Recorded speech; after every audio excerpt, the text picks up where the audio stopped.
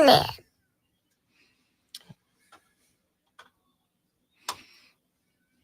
Hey, Big Daddy, how you doing?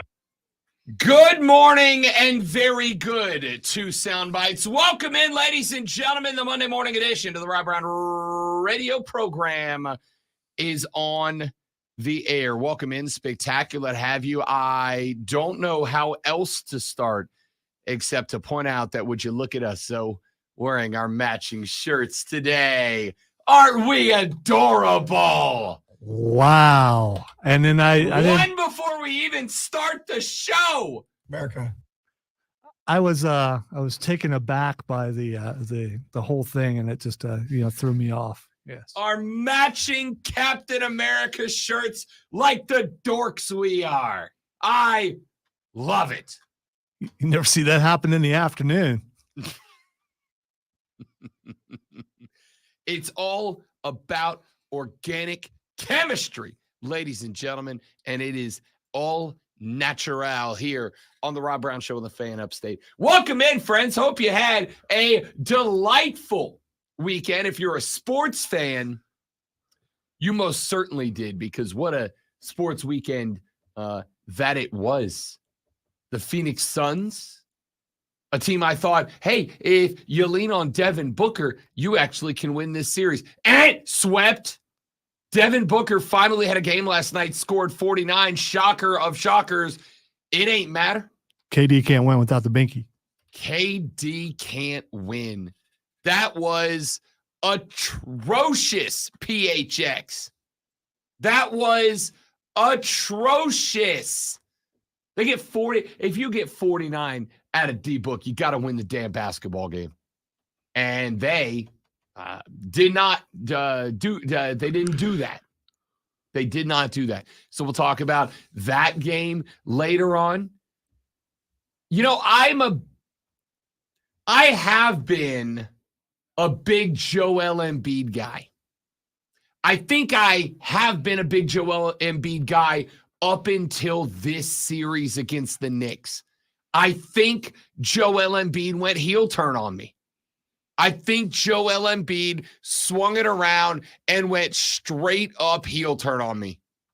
True colors, man. I mean, when things get rough and you get frustrated, you find out, what people's true personalities are. Say hello to the bad guy. What, Joel? Listen, I respected the playing through the knee injury. I respected because I've been there, and obviously we're almost the same level of athlete playing through the Bell's palsy. I've been there. I get it. I understand. And I'm a competitor too.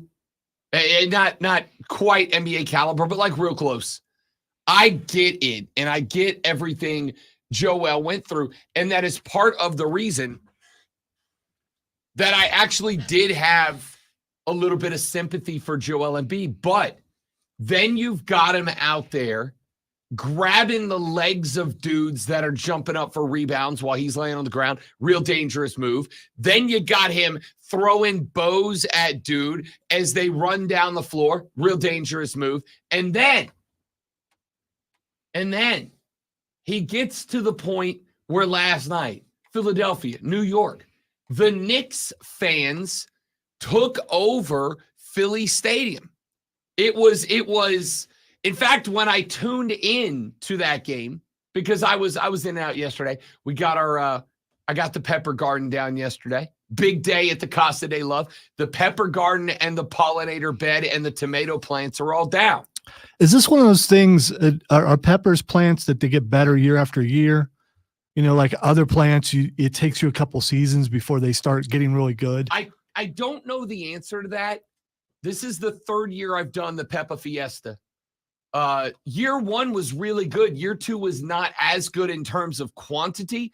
In terms of quality, it was. Sophomore slump. So I don't know if it was sophomore slump. I was a little distracted last year. I was getting prepared to get engaged. 37 jobs. Slots, yeah. And I got 37 jobs and yada, yada, yada. So there was a lot last year. But the Peppa Fiesta is on. I put down Ghost Pepper this year. I put down a new one called the Armageddon Pepper. Nah. It is the spiciest chili pepper in the world. Did you have to wash your hands after planting it? Are the seeds deadly? There's no peppers on it yet. I plant them from seedlings. I know, but yeah. Some seeds are pretty. Well, there's no seeds on it yet. It's just the baby plant. It's just a little baby. Oh, okay. Little sprout. So the Peppa Fiesta's down. Anyway, I got done with starting the Rob Brown Show Peppa Fiesta of 2024. And I went back in and I cranked this game on. And I had to do a double take. Because for a minute, I thought it was a Knicks home game. I'm like, wait a minute. This is game 4, right? Did I miss a game? Did Philly, New York get ahead of schedule? Because it did not feel like a Philly home game. It was a New York home game. So they held it in Panther Stadium. Same vibes. Tune in. I'm like, wait a minute. I thought Philly was the home squad in this one. And then Joel Embiid gets on the platform. And Joel Embiid in the post-game press conference, is talking about how disappointed he is and how unacceptable it is that Phillies fans allowed the Knicks fans to take over their stadium. He's talking about how inappropriate and unacceptable it is. So, it's a great sports city, or at least we're supposed to be. Like, just lit up the Knicks fans. And on one hand, like, don't get me wrong. You're not wrong. You're just an correct. Like, you're right. Philly fans take pride in being great fans. And yet, they let the New York people drive a couple of hours and fill up their stadium to the point that there was no home court advantage for Philly in this one. But at the same time, Joel, your guys played like for a full 4 quarters. It was bad. It was actually a pretty good game. And if it wasn't for Jalen Brunson scoring, a lot of points, Philly probably played good enough to win that game. Probably. They ended up walking out of there with a 97-92 win. Did the Knicks. Maybe good enough for the Phillies to win on a lot of nights. But also, you shot 35%. You shot 27% from deep. You played bad basketball, guy. And I'm not saying great when this is what he did. But the optics are when you lose that game, when you go 3-1 down in a hole, in a season, by the way, that there were many, many professionals like me who picked you to not win this series, but to be a surprise Eastern Conference finalist as the 7 seed?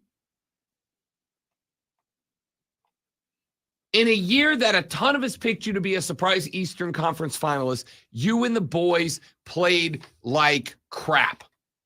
And to grab the mic, and again, not saying this is what he did, but this is how it came across. Not saying that's what he did, but the vibe was that he came out and he blamed it on the fans. He has blamed officials. He has blamed arenas. Now he has blamed his own team's fans. Like, the only thing Joel Embiid hasn't done is go, we should play better. We should try and be better at the basketballing. That's what we should try to do here. It's been somebody else's fault the whole time. And you know me, I'm a team player kind of guy. I usually go out of my way to give a break to the players that y'all love to rip on. I've kind of always been that guy. So to go out there and blame the fan, I can't believe the Philly, we're supposed to be a sports city. I can't believe that we let them take over. Well, dude, I don't care if you were playing in front of 137,000 Knicks fans. You are a basketball player. Your job as a basketball team is to go out and win the damn game. You went 7 of 19 and 1 of 6 for 3. Granted, 27 points, but 12 of those came from the stripe. It's not good enough. It's not good enough. And so to come out and blame the refs one game and blame the arena one game and blame the fans one game, like, my guy, the fans aren't in a 3-1 hole. I will acknowledge that there have been 2 games specifically that the officiating was crap. I think it was game 1. No, game 2. One of them. I don't remember. Doesn't matter. Point is, there was one game where the whistles were clearly going the direction of the Knicks. All right, so I'm guessing you didn't watch the Dallas game yesterday, because even though they came back from the deficit that they came back from, 31 points. The refs were definitely on the other team's side. When someone's laying on, speaking of grabbing people's feet, Luka's foot got grabbed, and they did not call it a flagrant. When he was palming his strings, it would not let him go. And the announcers were puzzled. Everything. I mean, it's like, what is going on here? And I think this was early on as the comeback was happening. And I'm like, okay, the refs aren't going to let him win. And so I turned it off, and then come to find out that it was a really close game near the end. So 31-point deficit. I should have stuck with it, but the refs definitely were not on Dallas's side. I was about to say, after the first 2 games, that with the exception of one game between Philly and New York, I actually thought games 1 and 2 across pretty much every series were pretty well officiated. I thought the Oklahoma City, New Orleans game was a little dicey in a couple of spots, but at the end of the day, Pelicans had a chance to win. They didn't. I don't remember if it was 1 or 2, because I'm dumb and whatever. But there was a Philly-New York game that I thought was poorly officiated. But outside of that, I thought the games 1 and 2, pretty much across the NBA, were all relatively well officiated. And then this weekend happened. And for whatever weird reason, this weekend, all of a sudden, the whistles started getting a little bananas on us. I agree with what you said. There was that spot. I did see the same thing. Great one. I'm also going to say Luka Doncic gets away with about 93 hip checks a game. It's part of his game at this point. And I assume the reason it's not called is because how important it is to his game. But Luka Doncic, as a defender, throws more hip check fouls than the rest of the league combined, and it's never called. So that makes it okay for some dude to just grab his foot and hang on? Nope, not at all. Let's be very clear. I literally said I agreed with you. I agree with you. I saw that needs to be called. In fact, it probably needs to be upgraded to a flagrant one. Oh, without a doubt, it should have been a flagrant one. I have no issue with that. But Luka getting shafted by a no call doesn't mean that all the no calls Luka gets are suddenly justified. It all needs to go. And these are the types of moments. You've got a night last night where this Dallas Mavericks team trailing by 31. Kyrie Irving, by the way, has been a monster in this series. Kyrie had another big game yesterday, but so did Playoff P is back, dude. Paul George with 33. Paul George is the guy that I got a text yesterday from one of my soccer-loving buddies that said, I forgot Paul George was on this team. Remember, we talked about him early on that he's still in the league, which I was surprised, and then now he showed up. Playoff P. I love that guy. Harden had a pretty good game too. So 33 for James Harden as well. I think that this is the spot where people start to put on the tinfoil cap. This is the spot where people start to wonder, is there a controversy? Is there a conspiracy? Is there a call-in? Because in the last 2 games, there has been a lot. There's the elbow that Joel Embiid threw right into the face of Jalen Brunson. Here's replay. Just quick reactions, though. Did you see it? What'd you think? Because that to me was another one where I'm like, how's that not a flagrant one? You just elbowed him in the chin, dude. Yeah, I missed it. But Okay. that's fine. I can look it up. I mean, he caught him flush. It's clearly a chicken wing. Was it straight up MMA or? No, he kind of hit him with like the broad chicken wing, you know? But again, this kind of stuff's going on in this series. And it's like, what are we doing here? Jalen Brunson, by the way. Him with a capital H. That guy is a stud, man. All right, so we're going to talk a lot more basketball over the course of the radio program today. 4 hours of the most electrifying sports talk entertainment on planet Earth coming your way starting right now. We will get some NHL in here as we are one step closer to the second round of the Stanley Cup playoffs. We do have our first team eliminated. The DC Capitals have been swept by the Rangers. Carolina Hurricanes have the Islanders pushed up against it. The Islanders get a Game 4 win at home, but we're back to Raleigh coming up, tonight? So we'll talk some Stanley Cup playoffs. Greenville Triumph had a heartbreaker of an L on Saturday night at Paladin Stadium. Want to talk about that. Swamp Rabbits go down to Orlando. They take 1 of 3. That series now 3-2 in favor of Orlando, which means the Bits got to go back-to-back tomorrow and Wednesday. We're going to talk about that and more on the Rob Brown Show. My name is Rob Brown, the great Malonzo on the ones and twos. You're listening to the Fan Upstate. Prospects. All right, guys, good morning. Quick live read, and then we're coming right back. Y'all stay right there for me.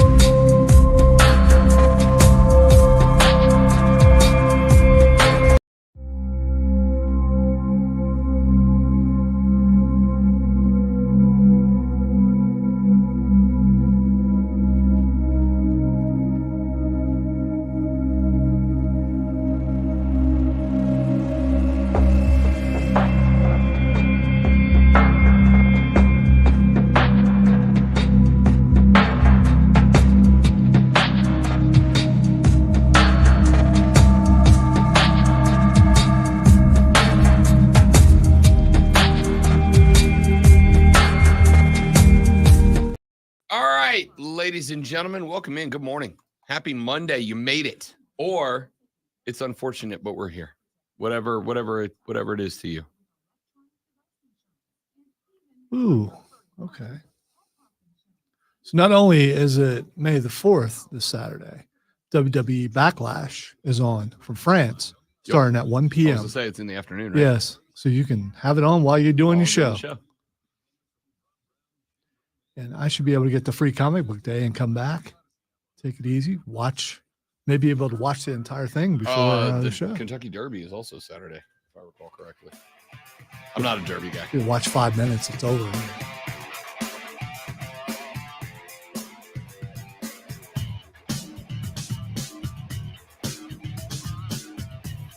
The Rob Brown Show is on your radio. It is the Fan Upstate, Robin Lonzo. The 2024 National Football League Draft has come to its conclusion. Before I get to evaluating the draft picks of the Panthers, which we will do over the course of the show today, let me just say, welcome to New Orleans, Louisiana, Spencer Rattler. Yeah, I was gonna text you when that happened, but you were on the air, so I didn't. Should have. I did a whole ass celebration on the air when it happened. Good for you. Yeah, don't care. And so that we are clear. That's how you do that, Atlanta. So that we are clear. Lonzo, what was I saying about Spence before he was a Saint? Because I got it out the ears on Sunday. Oh, Rob, you're only saying all this good stuff about Spencer Rattler because he's a Saint. You're only saying all this good stuff because your team No. I was saying this stuff about him before the draft. In fact, last week, I had a segment where I sarcastically took down RG3 for stealing my take. That I think this guy has steal of the draft written on him. Because I think he did. I said that well before my team took him. I'm just glad we did. Moved up to grab the guy. And I got to tell you, I don't hate the succession plan with Spencer Rattler in the books. You got another year of Derek Carr. This is the year he earns that gold jacket. And wins despite Dennis We're going to suck. Not the point. Spencer Rattler, number 2, right away, you think? Oh, yeah. Okay. Yeah.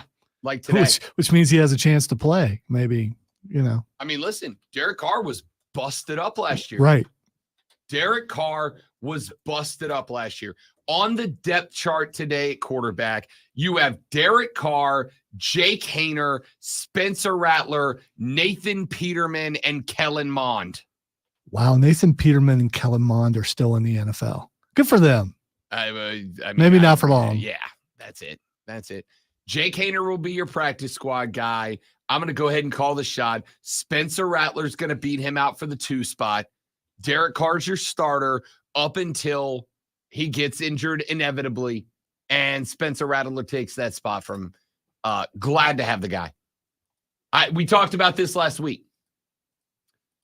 Spencer Rattler, if I asked you to describe his season last year, great one, how would you describe Spencer Rattler's season last year? Played great despite having to try and not die from the lack of offensive line play. Yep.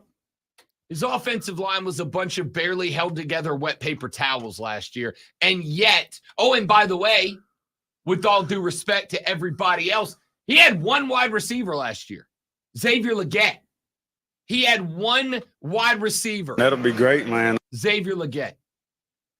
And yet he's still.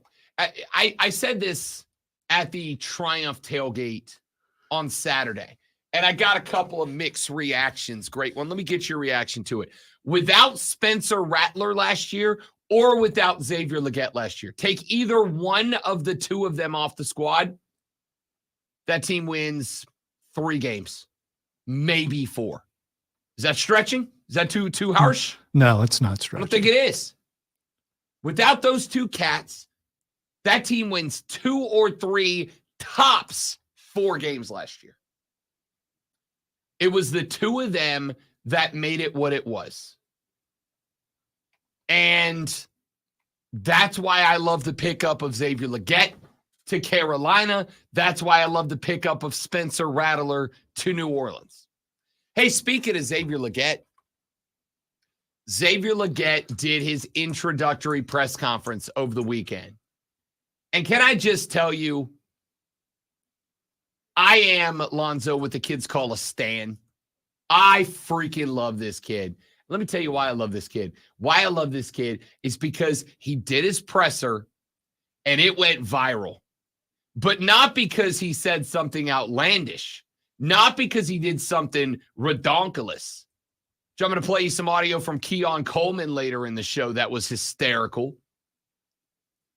But because when asked about being there, when asked about getting selected by the Cats, when asked about joining the team, here were the very first words that Xavier Legette spoke in a press conference as a Carolina Panther. Oh, no, man. I woke up ready, man. I got a call right after I got dressed. They was coming to pick me up at 9:30 in the morning. I told them I'm going to be ready.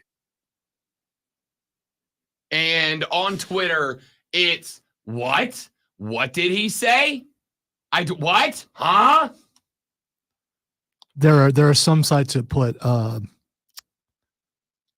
closed captioning up so people could see what. Oh, no, man. I woke up ready, man. I got a call right after I got dressed. They was coming to pick me up at 9:30 in the morning. I told them I'm going to be ready. Oh, no. I was ready. I got a call right after they drafted me that said they were going to pick me up at 8:30 in the morning, and I told them I'm going to be ready.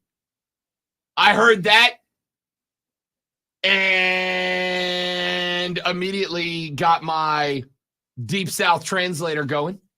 It's on the edge of Cajun, isn't it? It is Farmer Fran. Yeah, for sure. Meets Except for Farmer like Fran. Uncle Jesse. From the Dukes of Yeah, Hazzard, not okay. John Stamos, Uncle Jesse. All right. The other Uncle Jesse. The OG Uncle Jesse. It does sound very Southeast Louisiana. Which, I mean, kind of makes sense. It kind of makes sense, great one, that he sounds like that because the folks in Deep South Louisiana, they ain't too different from the folks down there in Pickens County.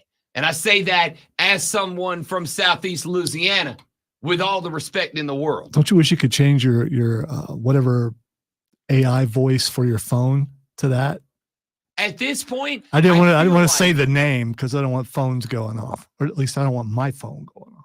I feel like at this point, I don't know if you've seen it. Cole and Diesel use it very frequently. There is an AI tool. Yeah, online. it's very dangerous. Yeah, but but also can be used for hilarious purposes. If you say so. So there's tool. There's also an AD who got arrested for using AI voice like that. Oh yeah. To frame his principal after he lost his job. Yeah. If you use it for evil, it's gonna be evil. But if you use it for good, it's good. Okay. So listen, I'm just warning you, but you don't want to listen to me, but you go ahead. One of the things, listen, there ain't a damn thing you or I can do about it, so I'm going to embrace it. Nothing wrong with being prepared. I welcome our Skynet overlords. Bunkers are getting cheaper all the time. I am going to take a bunch of Xavier Legette quotes. That'll be great, man. And dump them into the AI thing, and I'm just going to, every bumper in and out of this show is going to be Xavier Legette at this point. In fact, I don't even need the I in the AI. I'm just going to pull him straight from his quotes. Xavier Legette asked how excited he is to be here, said this. I'm really excited my whole time, and I really trying to hold my tears in for real, man. I told my folks I wasn't going to crack. I was trying to be tough guy. But man, I was really over excited. God, I love this guy so much. I told my folks I'm not going to cry. I got to be the tough guy. I freaking love this cat, man. How can you not? I hope Xavier Legette's a Panther forever. That'll be great, man. I hope he's a Panther forever. Somewhere Randy Moss is like, what'd he say? He said, what So now? Randy's almost lost his accent completely. His So- his TV time has made it go away. I don't know if he's spent time with vocal coaches or something. The fiance, the better half, has mocked me for this. And I mocked my mom growing up. She has no Southern accent at all. But I've mocked her for it too. You take me back to Louisiana for 2, 3, 4 days. First couple of days I'm back, great one. I'm talking a little funny. Yeah, I have to talk to my wife before we or she goes back to Ohio. It's like, listen, you've got to get rid of all that because you are going to get destroyed when you go home. We love us some Buckeyes, eh? That's how y'all talk. No, about that right? sounds like Isn't that sounds like Canada or Michigan. No. We love the Ohio State University, eh? And now you're starting to sound Wisconsin like. Okay, I don't think all Midwesterners sound alike. When I go home to Louisiana, when I come back for the first couple of days, she usually gives me crap because my ER words turn into AH words. However, when I take her down to Pickens County, where she's from, down to Anderson, when she comes back, all of a sudden, those words take a little longer to finish up the conversation. See, we don't really have that problem because maybe it would have happened to me too, but radio kind of takes care of that. Not too many accents in radio. There are a couple people, but not too many. I'm really excited my whole time, and I really trying to hold my tears in for real. And I told my folks I wasn't gonna crack out, try to be tough guy. But man, I was really excited, man. I woke up ready, man. I got a call right after I got dressed. They was coming to pick me up at 9:30 in the morning. I told them I'm gonna be ready. That'll be great, man. I love this guy. There's a whole segment about how Xavier Legette talks. That's how much I love the guy. He's the best. When we come back, let's talk about Xavier Legette as a Panther. Back after this on the Rob Brown Show on the Fan Upstate.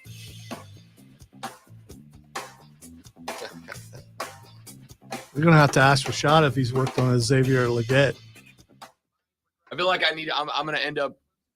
You know what the best skit would be? Me as Rashad's Xavier Legette translator. It might be realistic. You might actually need that.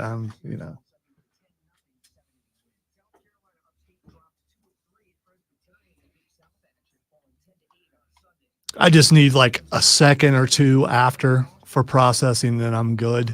It's not immediate for me. You're like, by the time he's done, you're like 4 words behind. Yeah, but I'm listening attentively enough to where I'm getting enough that if I miss a word here or there in context, I can kind of guess what it is.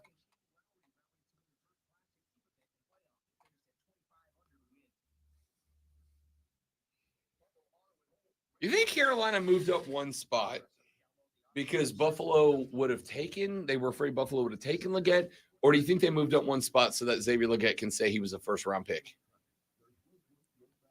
I think it's a Buffalo thing. Do you? The other thing is just a benefit of that. How about Adonai Mitchell falling to 52? It was an interesting draft. When they said there would be trades, they were right. Texter said Legette did Louisiana better than Brian Kelly for show. Xavier Legette's part of the Panther family. Yeah, a minute and a half.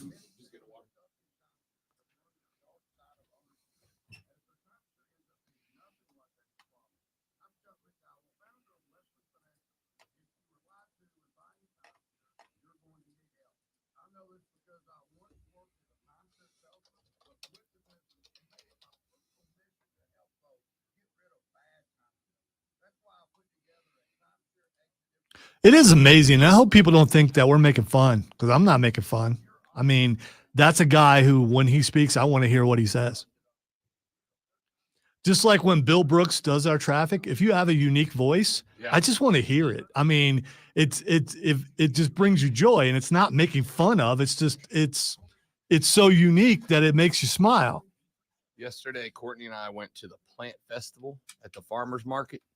Wow. And at the farmer's market, there was a lady selling pennies that was British, like Liverpoolian British, like Ringo Starr British.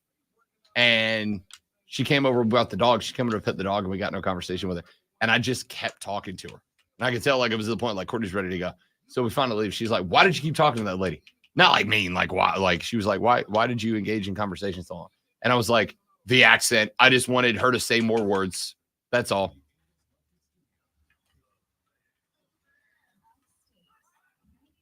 We don't have accents that would make people want to listen like that, you know.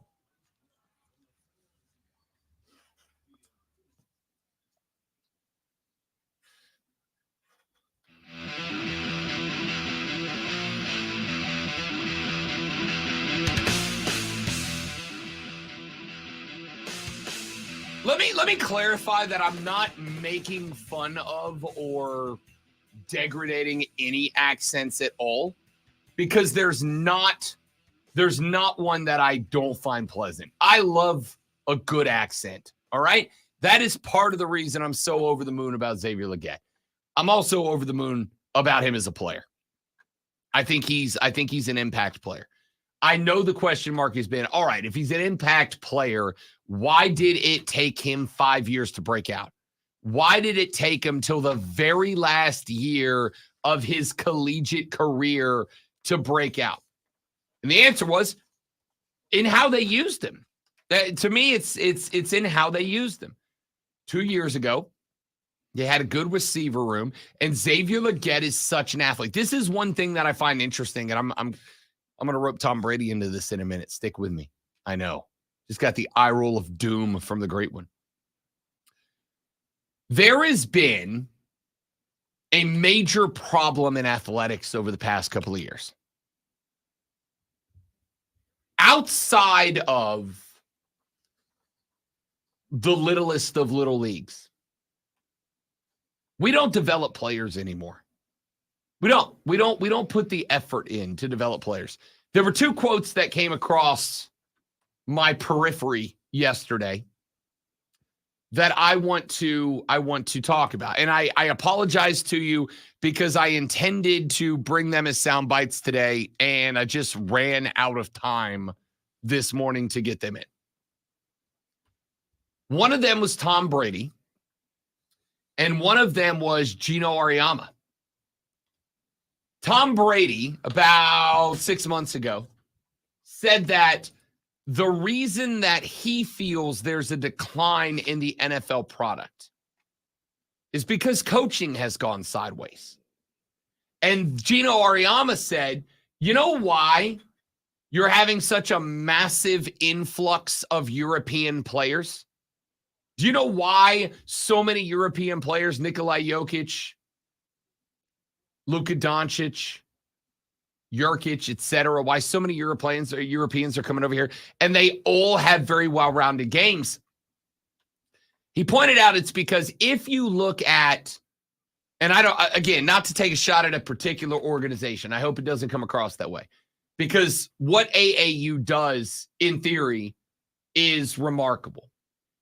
But Gino Auriemma pointed this out. He said, if you look at like AAU ball and you look at their schedule, they practice 1 day a week and then they play 6 games.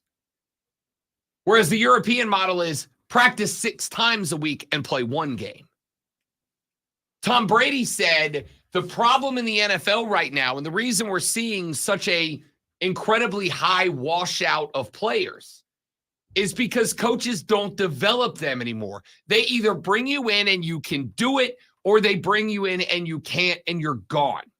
And I feel like, with the exception of lower level college ball, we've kind of done that at the highest level of football too. And it makes sense. If I'm getting paid $10 million to coach a football team, and it has been proven time and time again that the only damn thing that matters is your win-loss record. The only thing that matters is the trophies you stack in the hardware cabinet. Then I'm not going to develop players. I'm just going to keep flipping guys over until I find the guys that are going to help me win right now. I don't have the time to develop a wide receiver for 3 years from now, because if I don't win this year, and if I don't win this year and don't win next year, 3 years from now is irrelevant. I won't be here anymore. So it's kind of pointless for me to develop a guy for 2 or 3 years. It doesn't do anything. And I think that, especially at upper level college, you guys want to know why it is, and you may not like it, but part of the reason I believe a ton of kids transfer,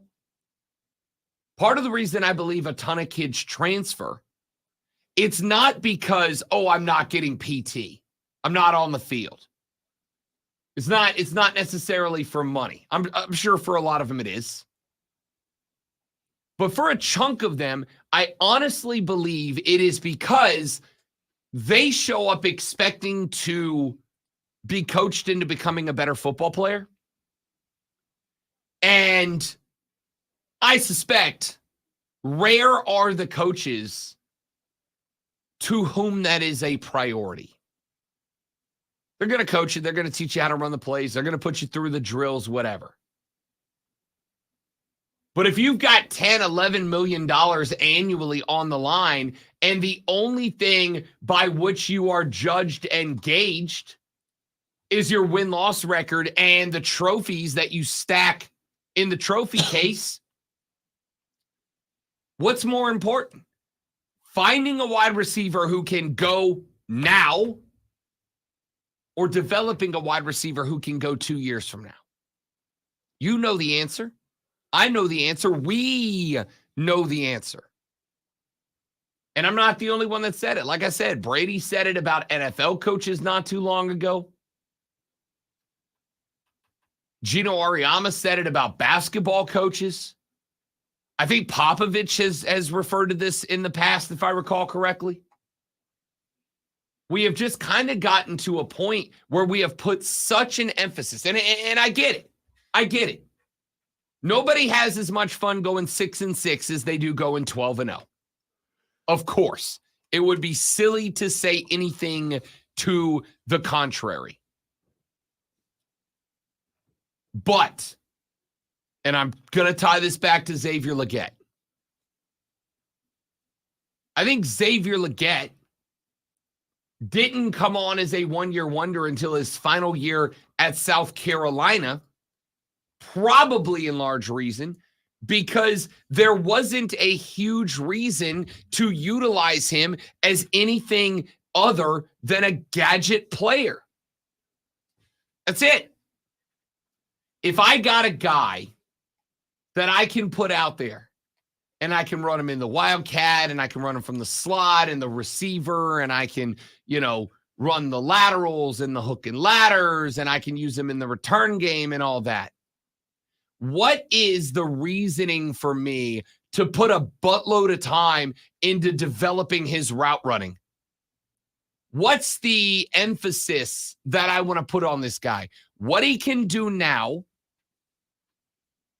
which over 4 years, you're telling me a first-round draft pick in 4 seasons before his 5th-year senior season. He played in 41 games, had 17 starts, 42 receptions, 423, and 5 touchdowns. In his 5th year alone, 1,255 yards, 7 touchdowns, 71 receptions. You're telling me that only manifested in Xavier Legette after 4 years of being a backup? No, I don't accept it. I don't accept that there was some miraculous transformation that took place in the offseason of 2022-2023. Some miraculous transformation over the offseason that took Xavier Legette from being a guy who was averaging less than 110 yards a season and turned him into a guy who got 1,255 in his last year. I don't accept that there was some magic that happened that took him from a guy that got 5 touchdowns in 4 years, and suddenly he gets 7-1. And oh, by the way, a year in which he's the only wide receiver of any NFL threat. He's playing with a good quarterback, but a quarterback that's throwing behind 5 subway turnstiles. He just He just woke up, picked the right potion off the table, and turned into a first-round draft pick. Is it possible that maybe the new offensive coordinator may have helped a little? The much maligned and criticized offensive coordinator may have recognized, hey, here's a weapon. I'm going to utilize said weapon. I'm sure it is. But that to me, I'm just saying maybe it looks like suddenly he sprouted into potential. Maybe the potential was always there, but the guys who were running the offense before didn't notice it. I think that is absolutely the likely explanation. I shan't push back on that at all.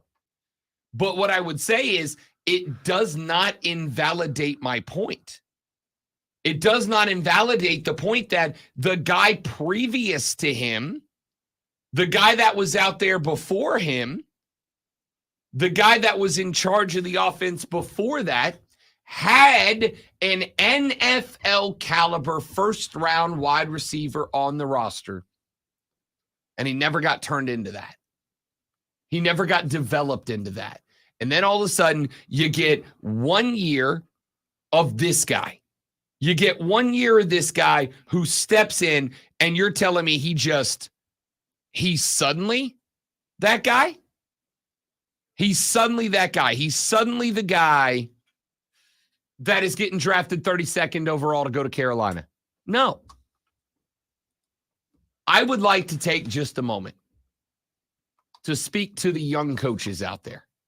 And I'm talking coaches that are coaching T-ball, coaches that are coaching Mighty Mighty hockey, coaches that are talking Little League football. I need you. We need you. Sports as a whole needs you. And what we need out of you right now, is to teach the kids to expect to be developed. Teach the kids to want to be developed. Teach the kids to understand how to receive coaching, how to accept coaching, how to respond to coaching, and how to get better via coaching. Because when these kids get to the next level, and just so we're clear, great one, this is an issue taking place at the high school level as well. I have watched good guys, good men, good coaches be asked to step away from coaching high schools that they love because they weren't winning enough games. Not because they weren't cranking out kids. There was a high school coach that coached for a rival school of mine when I was first getting into radio. This would have been 2007.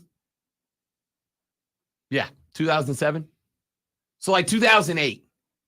There was I was doing the math in my head, and I'm real bad. Yeah, but you're looking at me like I'm going to help with that. That's, sorry. 2007, 2008, there was a coach that coached at one of my rival schools, and he was a phenomenal dude. He was in the philanthropic group that I was in, the All Sports Association. He was known for going above and beyond. Not only did he coach that high school football team, but he coached multiple Little League teams. Just a phenomenal guy and a great coach. But he had 2 seasons where he had a losing record back-to-back. He was like 2-8 one year and like 3-7 the next year. And they fired him. This guy had a team graduation rate, great one, of 97% all time over his career. If you played for this guy, your grades were right. And if I recall correctly, the couple of kids that did not graduate that played for him were expelled for stuff that did not have anything to do with his football team. And he got the call one day telling him that they appreciated his time, they appreciated his service, but they were going to go in a different direction for the football team. This guy was an amazing, developed players, sent plenty of players to go play JUCO ball, play D2 ball. The guy was a phenomenal coach, great guy. And they canned him because he had 2 losing years. The point that I'm making here is, even all the way down to the high school level, we have placed the emphasis on coaches, on dubs and L's, and not on making better players. And again, I understand it. I get it. Dennis Allen might be a phenomenal dude, but my team sucks and I'm kind of tired of it. I'm part of the problem. It's me. Hi, I'm the problem. It's me. And I acknowledge it. But I would say, above all else, as far as I'm concerned, Xavier Legette is a cautionary tale. Xavier Legette's a guy that, had they put the emphasis on him 3 years ago, probably isn't a guy who spends 4 years starting 17 times, catching 42 footballs over 4 years. 10 catches a year. To then break out his last year for 1,250 yards, 7 touchdowns, and 71 receptions. Developing players makes your team better. Because if that guy gets developed 2-3 years ago, we probably aren't asking the question if Xavier Legette's a one-year wonder. We're probably talking today about back-to-back years from one Xavier Legette. What a year this guy, what a couple of seasons this guy's put together. They developed him. They got the best out of him. They figured out where he fit in the offense. And oh, by the way, you develop kids, you make them better. You get them to where they're fitting into your offense. Probably going to see guys stop transferring out too. You're probably going to see guys go, I want to be here because they made me better. They made me important. They made me impactful. And that's what I came here for. Most guys go to a school to play football. So give them a shot. And it's not a football problem exclusively. I absolutely think this is a problem in basketball. I've told you guys about the kid I played for in high school or played with in high school. Phenomenal athlete, great guy. Coaches I had did not develop his game at all. Went to Alabama. Nick Saban developed his game. And he went from a guy who was a 4-star recruit and pretty good, who was expected to be like a 2 or 3 receiver at Alabama, went on to break the record books, went on to set the records at Alabama because he got developed by Nick Saban. The next round of successful coaches will do that. All right, we got to run to a break. When we come back here in just a minute from right now, we got your water cooler cheat sheet, top 3 sports stories that you need to know. We will evaluate the Panthers draft class and more. You want a first-round pick? It's Lonzo doing a sports flash. Easy. Yeah, without a doubt. You're going to get your money's worth. We already talked about Xavier Legette being drafted to the Panthers. They also drafted some other people, believe it or not. The number 1 ranked running back, John Brooks from Texas, linebacker Trevin Wallace from Kentucky, tight end Jatavian Sanders from Texas, cornerback Charles Smith-Wade from Washington State, defensive tackle Jaden Cromedy from Mississippi State, and linebacker Michael Bennett from Michigan have joined the Silver and Blue. Falcons head coach Raheem Morris is the first Falcons official to speak up on the controversy of Michael Penix Jr. joining the team, saying the pick was a succession plan for later years and that Cousins has, quote, nothing to worry about. Speaking of nothing to worry about, you're going to have a great show tonight if you tune in to Wire to Wire. 3 to 7, Cole Bryson and Diesel get you up to date on the latest local and national sports, all wire to wire.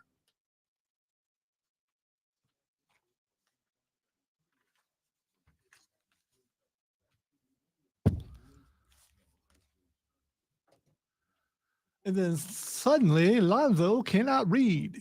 I don't know why. Not that I could read real well. Actually, I'm a pretty good reader now. Spiker, not so much.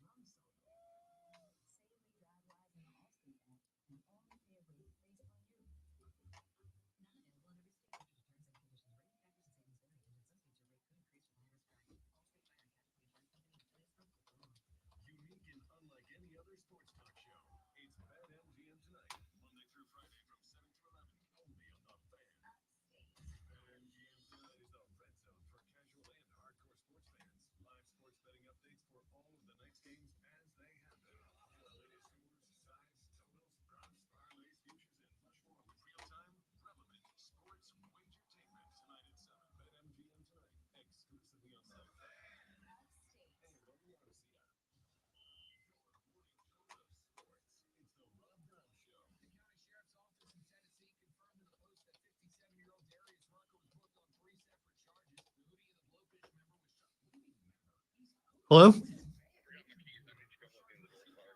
Hold on. I'm going to have to throw some other promos in. Hold on.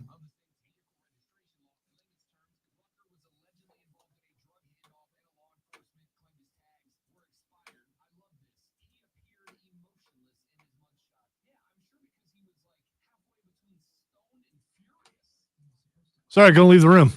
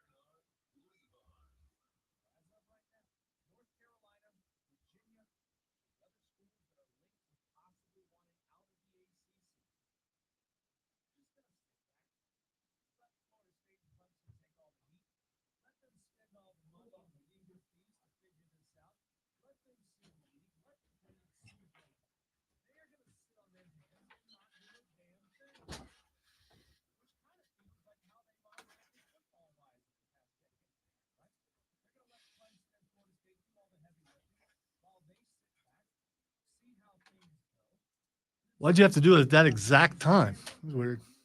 I have to do it 4 different times at 4 exact times. It's a hormone test. Okay. Yeah.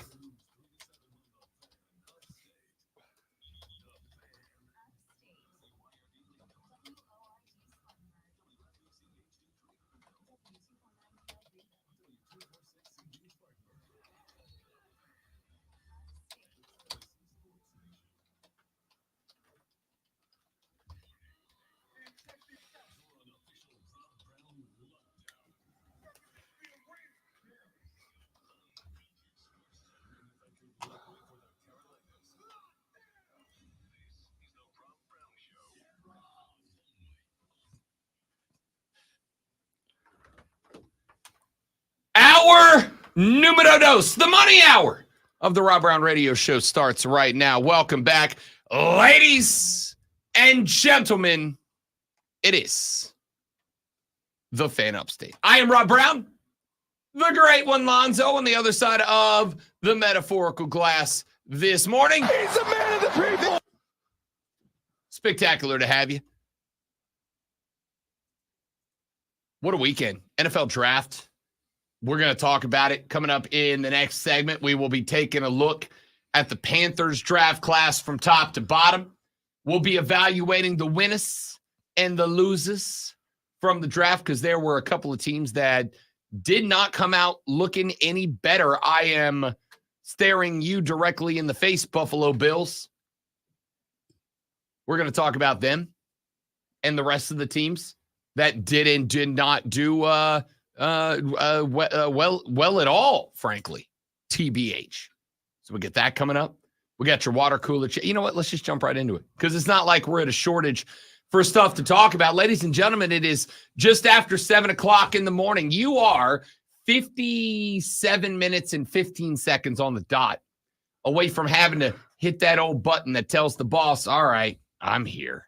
It's Monday, but I'm here. What do you need me to do, boss? And then you're going to get that email back that goes, hey, we need you working on this special project over here. I need you to dedicate a not insignificant amount of your time, energy, effort, and resources to making this happen today, if you don't mind. And you do mind, but you got to do it anyway.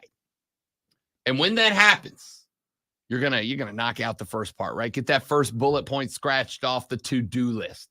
And once that's done, then you get to take your first break of the day. Let's say around 8:06, 8:07 a.m., you're going to walk down that hallway. You're going to go find your coworker of choice because we all got that one we like to spend the most time with, and you're going to talk sports. And if you're going to talk sports, you need to know what's going on in the world of sports. And if you need to know what's going on in the world of sports, you're going to need this. Are you ready for the playbook of the peculiar, the almanac of the absurd, and the encyclopedia of the extraordinary? Well, you better be, because we're diving headfirst into the 3 top stories that will have your coworkers saying, Oh, man, I was really overset. they take their first bathroom break. No. Here we go. Welcome to the water cooler cheat sheet on the Fan Upstairs. He's really excited, man. Uh-huh. He's really excited. Super excited.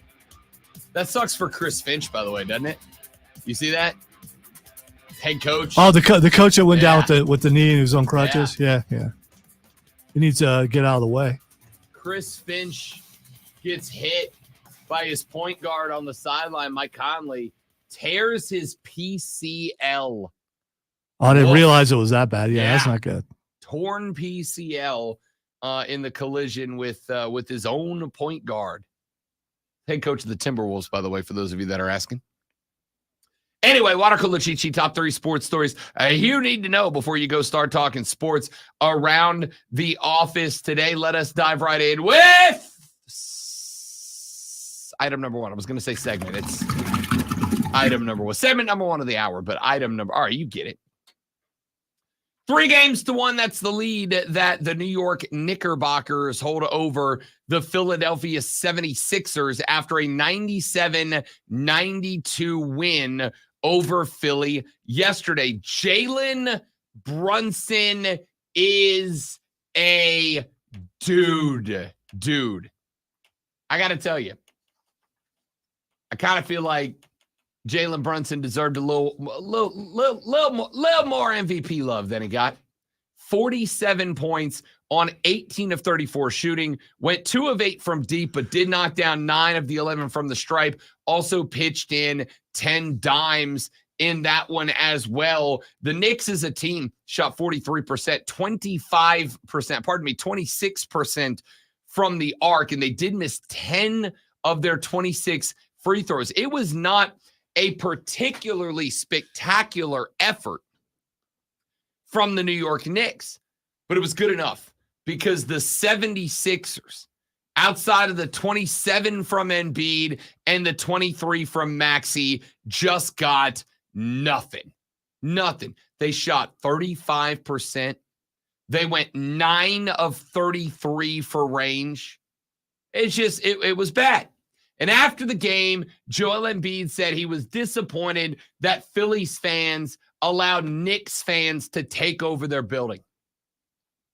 I said this back in the opening of the show. I have been a Joel Embiid guy for a minute. But it's kind of kind of lost me a little bit this series. It's been the refs' fault. It's been the fans' fault. It's been everybody's fault so far. And unfortunately, it's gotten to be too much. It's just gotten to be too much. My man, you ended up going 7 of 19 and 1 of 6 from 3. It's not good enough. The effort of the Sixers was not good enough. That's why you're in a 3-game-to-1 hole. In a year, I genuinely thought you were going to be a shock contender. I don't even think shock. I think saying they were a shock contender is probably a little harsh, if we're being honest. It's a good basketball team. I think saying they're a shock contender is too much. Just a regular contender, but maybe not.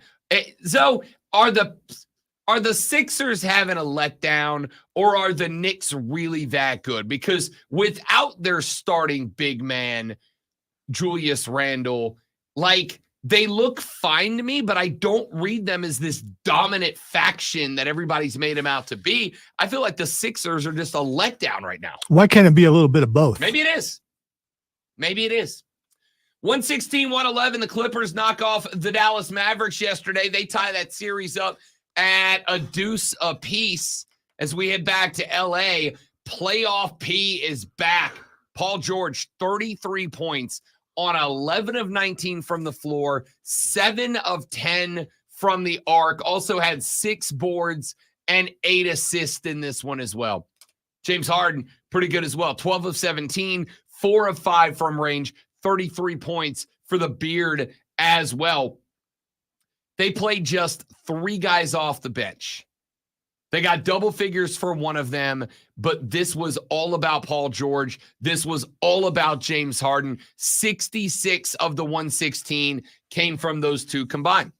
40 points from Kyrie Irving. He's a different breed of cat these playoffs. Not every playoffs, these playoffs. Kyrie is just playing different level ball. The Mavs were down 31 points in this game, came all the way back, took the lead with minutes left to play, but just could not finish. Bucks Pacers 126-113. Milwaukee is cooked, my dudes. Like I told you they would be. The minute they hired Doc Rivers, this shot got called. 126-113, and the Pacers have pushed Milwaukee to the brink of elimination, headed back to Wisconsin. How about this? No Giannis Antetokounmpo, no Damian Lillard, and Bobby Portis got ejected for fighting less than 8 minutes into this basketball contest. So they had no point. By the way, you know how many point guards they carried into this? 2. Dame and Portis. You do have 2 other guards on the roster. AJ Green is on that roster. Andre Jackson Jr. is on that roster. Both of those guys were pushed into minutes, but they're not pure points. They're more shooting guard than they are pure point. Green played 21 minutes, 3 of 7 from the floor, 2 of 6 from the arc. Jackson, 25 minutes, 2 of 4 from the floor, 2 of 4 from the arc. The Bucks shot over 51%. They shot over 36% from 3, but they could not defend the Pacers to save their lives. The Pacers were 22 of 43 from 3-point range. And finally, the Suns swept. Don't need to spend a time on this other than to say Phoenix is the most disappointing team in the NBA this year. They're better than they showed. They got 49 out of D-Book. They got 33 out of Durant, and nobody else did a damn thing. There's your ball game. 6 from O'Neal, 9 from Nurkic, 9 from Beal, 4 from Okogie, 6 from Gordon. That's everybody that scored. 49 from Book, 33 from Durant. Talk about a disappointment, man.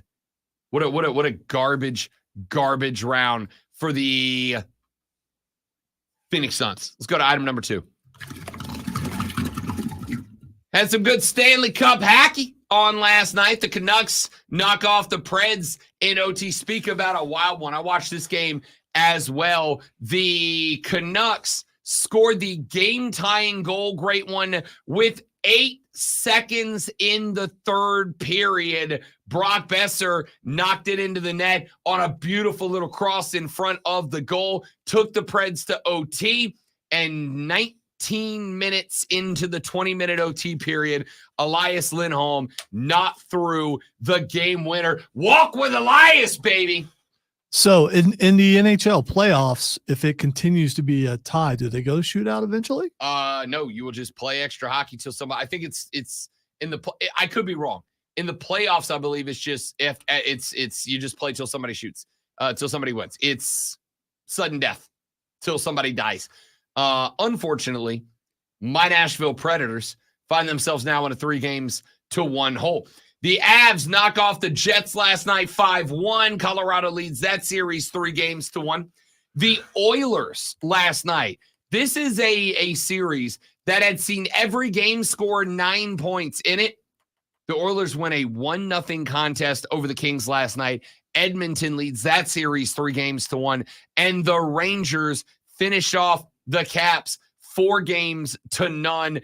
Get the Brooms, the Capitals, and Alex Ovechkin are headed home one more time again.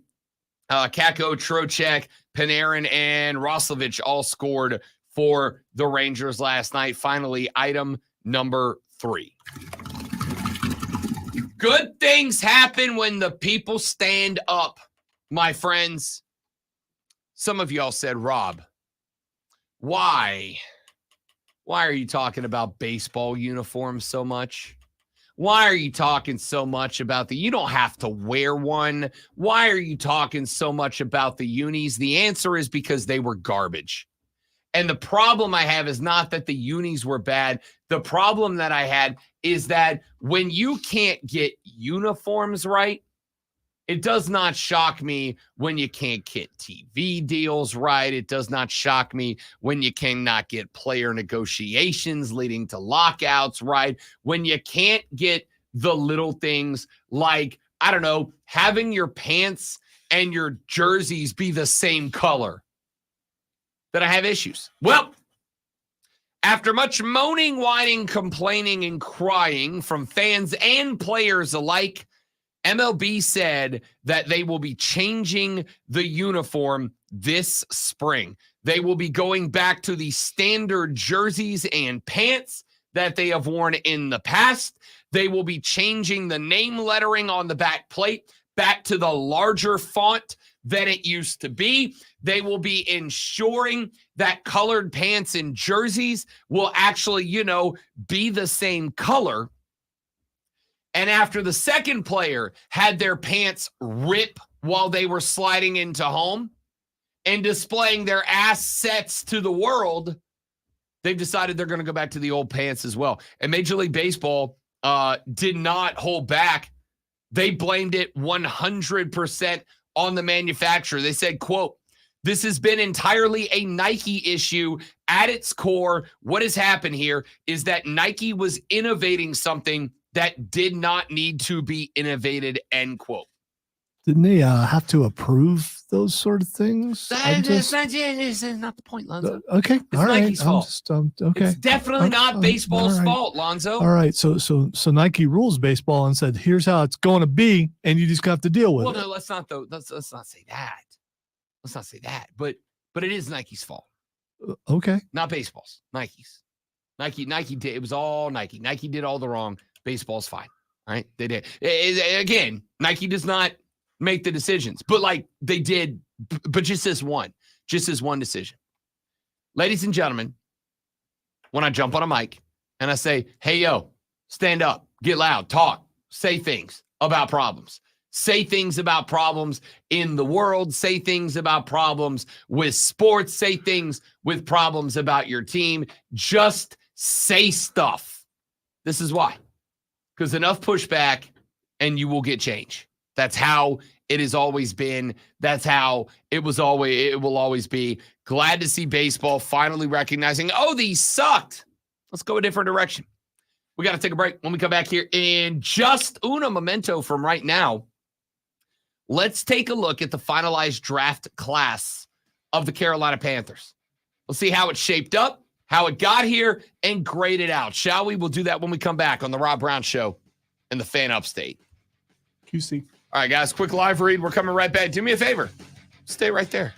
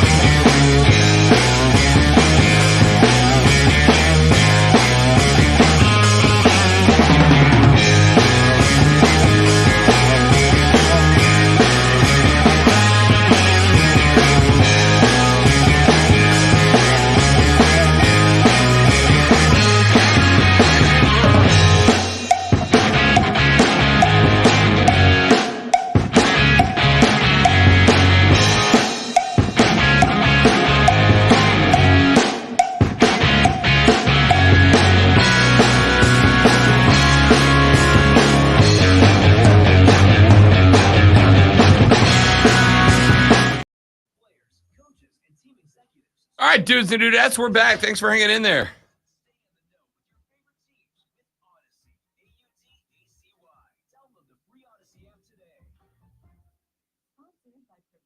Insurance. Progressive Commercial Insurance can protect your small business with over 30 coverage options and easy-to-use mobile app, personalized discounts, and more. Get a quote in as little as 6 minutes at progressivecommercial.com. Discounts and coverage selections not available in all states or situations. Can't wait to hear what's next on Wire to Wire with Cole and Diesel. Tell me what's coming up. The Atlanta Braves had a tough test this week. How did the Atlanta Braves I hate our fans. Pelicans are giving out these really kind of cool shirts that are playing into this year. We did the black and neon green combo. And so they put a shirt over every chair that's black with neon green. It says, "Let's go Pels" across the front. And the first comment is, "Good move wearing black to your own funeral."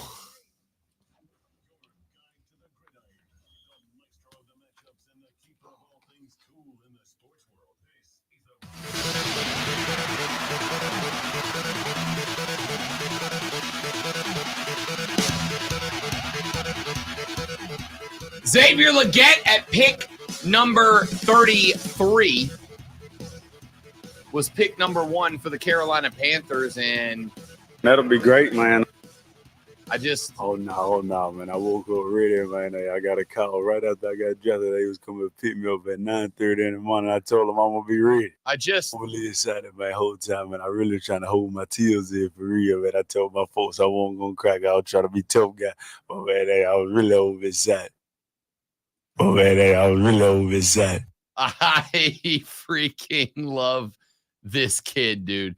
All right, so Xavier Legette, they trade up from 33 to 32 and drop back 51 picks in the process in order to bring Xavier Legette in to Charlotte. Sent a 5th round pick, 141st overall to the Bills in exchange for a 6th round pick that moved them back to number 200. We will talk about that. I asked this question to the great one earlier, and I'll ask it for you guys. You can text the show 71307. Start your text with FAN, F-A-N. We'll read them on the air. Did the Cats move up because they believed that the Bills might take Xavier Legette? Or did the Cats move up because they wanted to be able to say that they got a receiver in the first round and allow Xavier Legette to say that he was a first-round draft pick? Which one of those do you think came into play here? I will point out the Bills went Keon Coleman with the very next pick, the Florida State man, former Michigan State Spartan, who, by the way, I recorded the audio. For some reason, it won't play, Lonzo, but did you hear his comment about the coat he was wearing? Yeah. It's the most relatable thing an NFL player's ever said. I did. And also it shows that he listens to his mom. For sure. I'll see if I can dig up the audio. But Keon Coleman at his introductory press conference was wearing this really dope yellow jacket. And he's like, "I'll tell you where I got this jacket." The guy, the reporter names like a fashion store or something. And he's like, "Nah, I got it in Macy's. It was a great deal. Got it for $70." Like, he knew how much it cost. Said, "I got it for $79.89. You forgot I went to school in Michigan for 2 years? Guess where I got this from, though? I'm saying you got to guess. You're going to be wrong, though, but guess. Nah. Macy's. What you mean? They be on sale on the rack. All the colors. Look, $79.89. Nice little deal. You can get the trench coat for like $100. Nice little. I'll take you there personally. I might go get some more colors. I need a blue one and another red one. I shop like my mom. I get my coats in the summertime. You got to shop a season or two before, just in case, and they be cheaper. Because you go at Thanksgiving. Everybody in Thanksgiving. You know what I'm saying? Kid's the best. Loved it. Love that answer. Because not afraid to be talking to all those people. Yeah. Just like it's nothing. Love that. Well, I mean, he did play for the national champs last year. So, like, it's not like he's not used to the exposure, So, anyway. That was hurtful. We're having a good show, and then you got to come at me like that. Fine. What's coming at you? I'm just pointing out Florida State was undefeated 13-0 last year. Okay. All right. That's a sweet looking jacket. I don't care for the color, but great as jacket. he pointed out, there are many colors on the rack. If I'll tell you right now, I heard that comment Saturday. very close to hitting up the Macy's to see if they had it, because I could have that in the back of the closet ready for November, December when it rolls around. By the way, Texter said, is there really glass between y'all? No, that's why I said the metaphorical glass between us. In old school radio stations, your producer and host would be in different rooms, and there would be a sheet of glass between you so that the producer could talk and answer phones and all that. But I'm also a hybrid. So as are all producers pretty much now. They're the producers slash co-hosts slash a bunch of other stuff. Engineer, security, bouncer, all of it. Door opener. Yeah, for sure. So there's not. It's metaphorical glass. We did during the pandemic. We did have a glass between us. Yeah, that was dangerous. It really, I was so glad when we finally took that down, because I didn't care about it being dangerous. It was disgustingly filthy. Well, but and for the record, it did a great job of showing why it was there. Yeah, well, but you knocked it over how many times? A lot of times. Yeah, and it was not secured well. Texter said Xavier Legette did Louisiana better than Brian Kelly for show. Fire boy. Anyway, all right, so he's still doing it. I mean, he's been down there a while. Maybe he actually legitimately picked up some accents. No, he did not. He did not. He's as Yankee as he's ever been. I'll tell you what. I came around on it a little bit. I asked that question and I came around on it. And the answer to me is they 100% got him because they thought Buffalo was going to take him. Buffalo went Keon Coleman. And you didn't get another wide receiver off the board until 37. 37 is where Jalen Polk came off the board. Jalen Polk went off the board to New England. And I think that was a solid move, because I am 100% comfortable in saying Xavier Legette is better than Jalen Polk. What's the money difference between the end of round one and the beginning of round two? To me, it's more about the contract difference between round 1 and 2, because you get the 5th-year option on a round 1 pick. You're going to be able to pay him a little bit more, but also own the rights to him for a little bit longer, which, if you believe Xavier Legette's going to develop into a genuinely talented number 1 wide receiver, and a lot of us do, and he's going to do so along with Bryce Young entering his rookie year, then you've got a great opportunity for these two guys to develop that natural chemistry together, and hopefully they become that dynamic duo you keep together for half a decade. That's, I think, the goal there. Here's what made this so interesting. Something happened. Because after Keon Coleman came off the board at 33, Ladd McConkey came off the board at 34. That's a great pickup for the Chargers, by the way. I was hoping he would drop to see if, well, anyway. So the Chargers ended up with their offensive lineman in round 1 and Joe Alt, the big man out of Notre Dame, and they got their receiver, a guy many folks considered a first rounder, in Ladd McConkey. That's a great draft. I believe Harbaugh, defending his drafting alignment, said linemen are superstars or something For like the record, that. I don't need him to defend it. They need an offensive lineman they can put on Justin Herbert's blind side to keep him alive.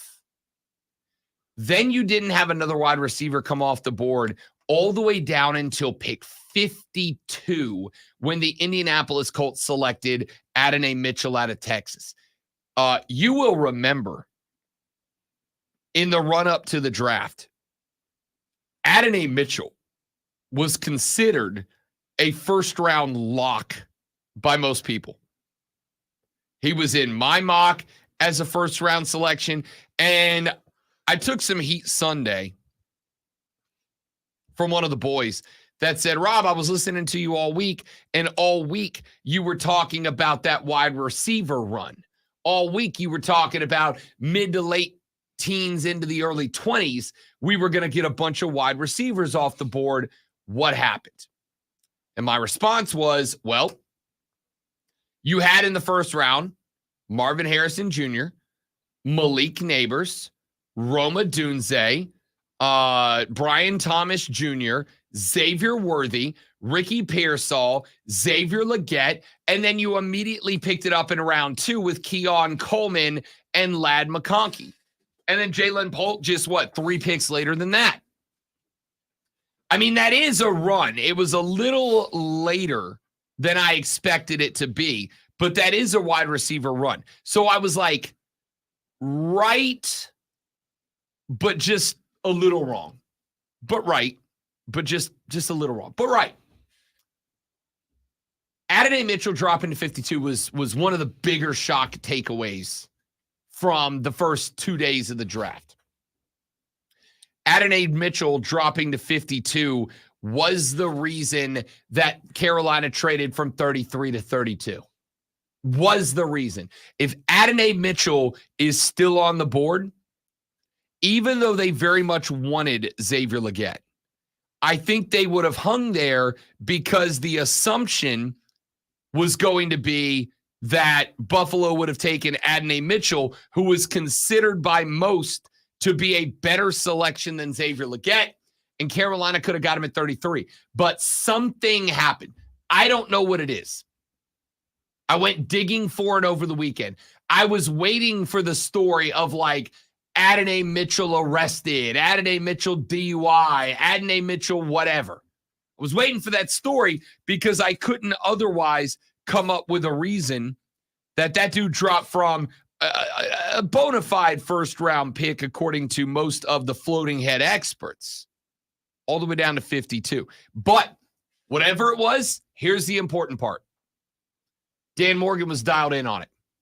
Dan Morgan knew that was going to be the play. Dan Morgan knew Adonai Mitchell had fallen off in terms of attractiveness. Carolina knew when their pick came up that they were going to end up with either Xavier Legette, Keon Coleman, or Ladd McConkey. All three are on the board. All three of those guys were borderline first round, definite early second round selections. They knew they got one. I'll tell you what else this says to me. Aside from Morgan knowing how the play was going to be played, Zoe, he saw his plan. He knew his guy. He did what it took to go get him. I appreciate that. And it was a need. It was a need. They didn't jump up. I don't have a problem with taking best player available. I do have a problem when you move up the draft board to take best player available that doesn't fit a need for your team. If you don't meet a need, but you get the best player on the board, I'm totally fine with that. It's when you trade up to get a guy who does not fill a need that I think you bump into a little bit of problems. Wide receiver was, as Lonzo and I talked about multiple times last week, wide receiver was the number one need for this team. They had to get one of the top, let's say, 7 wide receivers on the board. It was not an option. It was a mandate. What I loved about this is that what it tells us is that Dan Morgan knew who that guy was, knew how that guy was going to fit in, knew how that guy was going to be as a piece of the offense next year, and made the move to go get him. Cost him 51 positions in the draft. Didn't cost you a pick. It just moved one of those picks back 51 spots. I'm okay with that. I'm okay with that. Because I think the value brought to the table by Xavier Legette, combined with the adoration we're going to get every time that man talks. Oh, no, man. I woke up ready, man. I got a call right after I got drafted. They was coming to pick me up at 9:30 in the morning. I told them I'm going to be ready. That's worth 51 spots. That's worth 51 spots. I like this move because it showed me the Cats had a plan, the Cats had a target, and the Cats knew before their name came up on the clock what they were going to do and how they wanted this to play. I think if you were sitting there at 33, I'm not saying Buffalo would have taken Xavier Legette. I'm saying there's a very good chance they would have taken Xavier Legette. And you would have been stuck with Coleman. You'd have been stuck with McConkey. Not that those are bad guys to be stuck with, but you'd have been stuck with one of those guys, and that wasn't the plan. You stick with the plan until you can't stick with the plan. No más. But if you can stick with the plan, stick with the plan. And if it only costs you 51 spots in positioning in the draft, it's a great move. All right, we've talked enough about Xavier Legette. When we come back here in just a minute, let's talk about the other Cats that the Cats have brought in. Let's talk about Jonathan Brooks out of Texas, because I got to tell you, good move. Back after this on the Rob Brown Show on the Fan Upstate.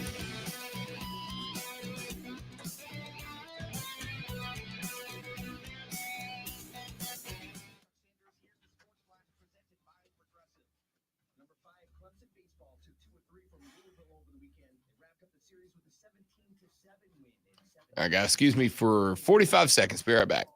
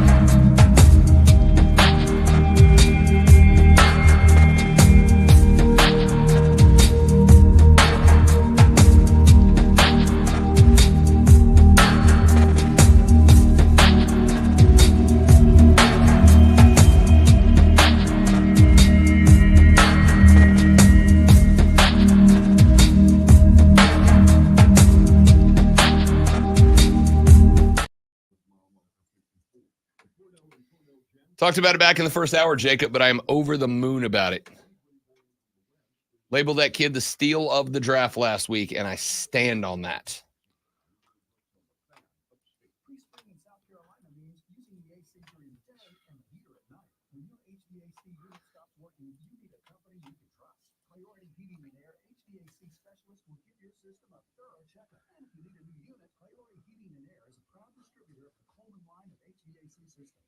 Keep your family or business comfortable and give Priority Heating and Air a call today at 591-1847 or find them online, priorityheatingandairhvac.com. I think he's steal of the draft. I think he is a future first ballot Hall of Famer.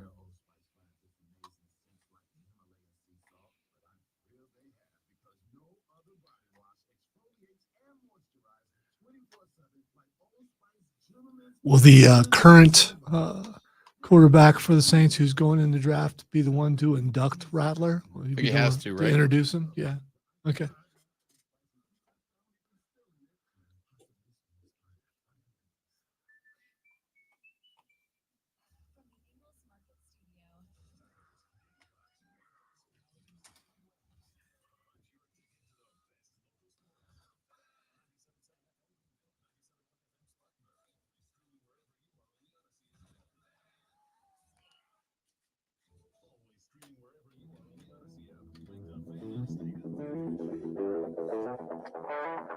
John Brooks gets brought in by the Panthers, and not just brought in, but how they did it was exceptional in round number 2. The Carolina Panthers were sitting on pick number 39. You will remember that that is the pick that they got back from the Giants in the Brian Burns trade.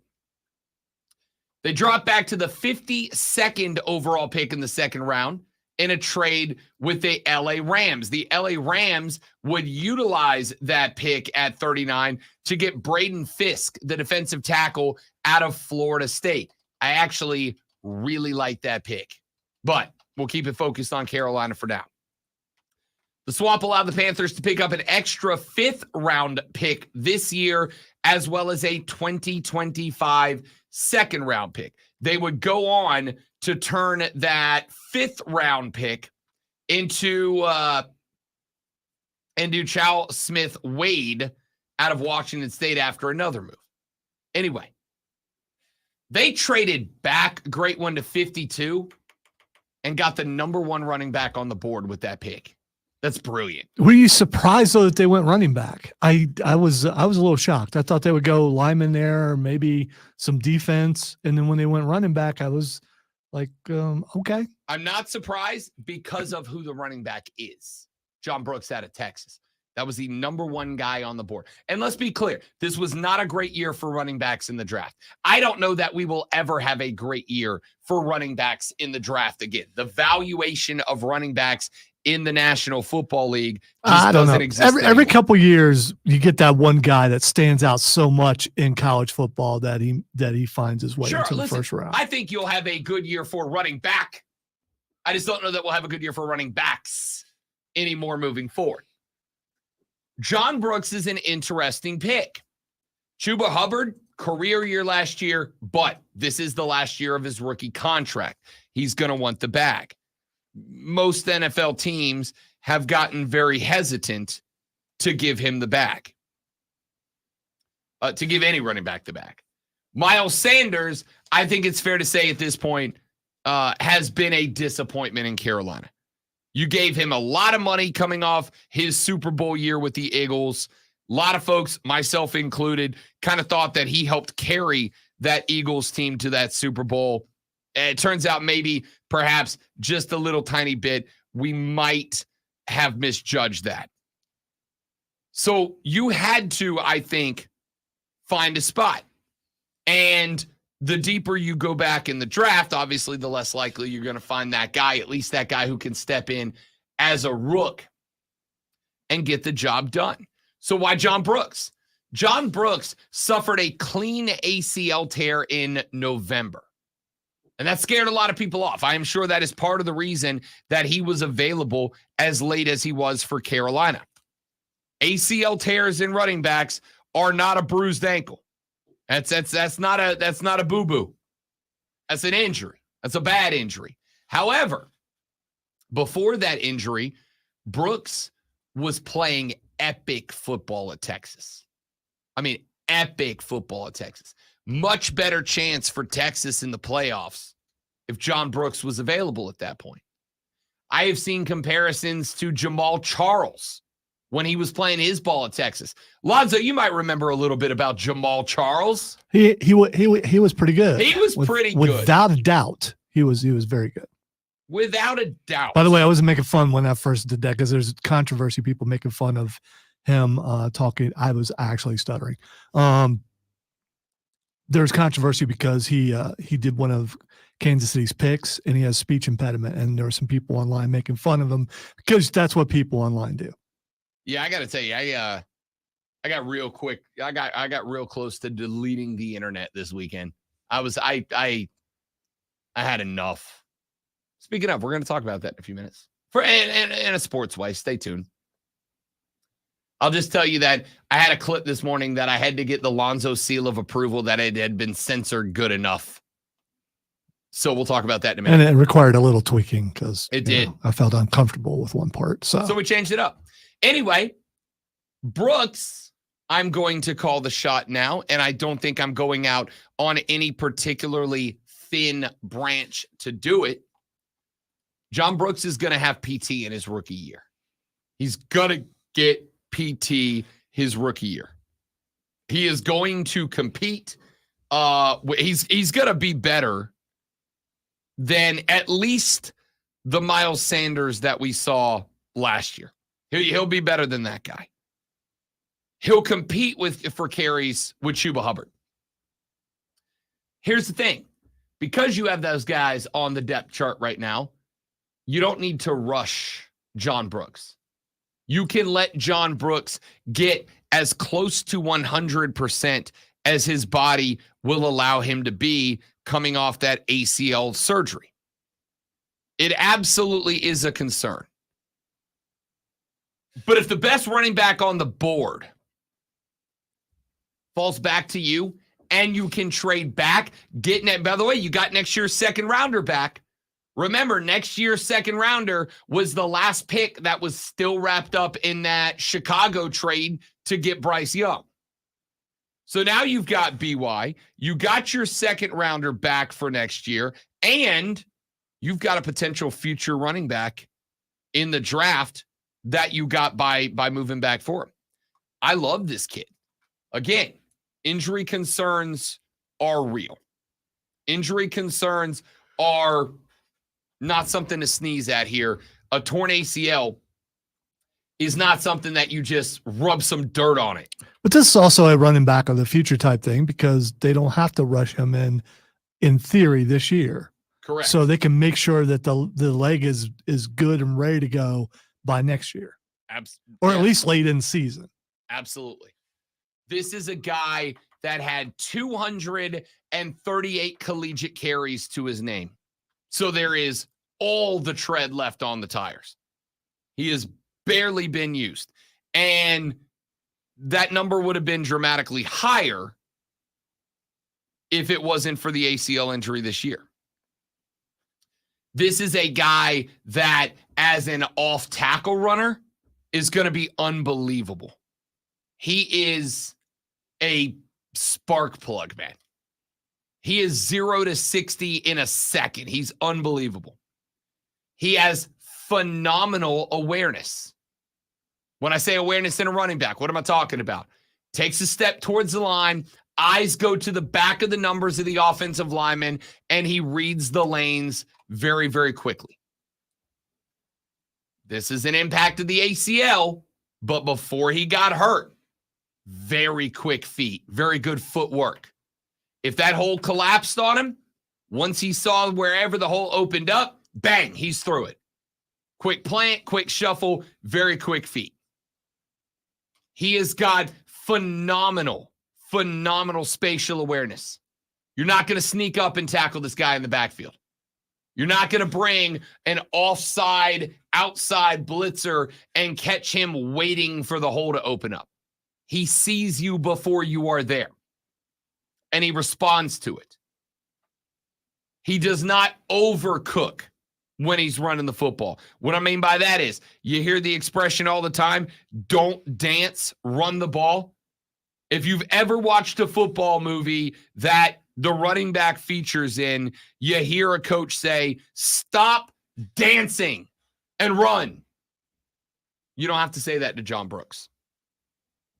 And oh, by the way, he is what we in the biz like to call, Zoe, a yak daddy. He's a yards after catch menace. He's got above average hands. Nothing spectacular, but he's got above average hands, and that acceleration comes into play when he makes a catch in the open field. He becomes elusive. Downsides to John Brooks, again, the ACL tear, got to come back off of that. He is a little over aggressive on zone runs. When it comes to a zone run, he's got to get a little bit better about setting up the blockers as much as the blockers set up for him. He is not a big tackle break guy. He's a yak daddy, but he's not a big tackle break guy. If you get a defender wrapped around him, he's going down. And the one thing that I do think could end up holding him back, especially in this offense, and especially this year with Bryce Young in the pocket, he's a very average blocker. Not bad, just very average. So Carolina, with all those cons being listed, because I try to give you both sides of the coin here. With all those things being listed, he is still talented enough to have been the number one running back on the draft board. Carolina made a move backwards from 39 to 52, got the number one draft running back, and got their second rounder for next year back. If you would have told me that they were going running back at 39, honestly, my reaction would have been, that's too high. That's an offensive line spot. That's probably a little bit too high for that selection. But I will also point out, when that pick was on the board, you know when the next offensive line came off the next offensive lineman came off the board was? 55. 55. There was no 39 offensive lineman. I've seen that a lot. Why would you not just stay there and get an offensive lineman? Because there wasn't one. There was not an offensive lineman sitting around that spot that would have made sense with that pick. After Carolina, it went wide receiver, defensive tackle, wide receiver, defensive tackle, corner, center. Oh, sorry, there was one center, Jackson Powers Johnson out of Oregon, who went to Las Vegas. And I love that pick for them. But that's it. You got another center in Zach Frazier off the board at 51.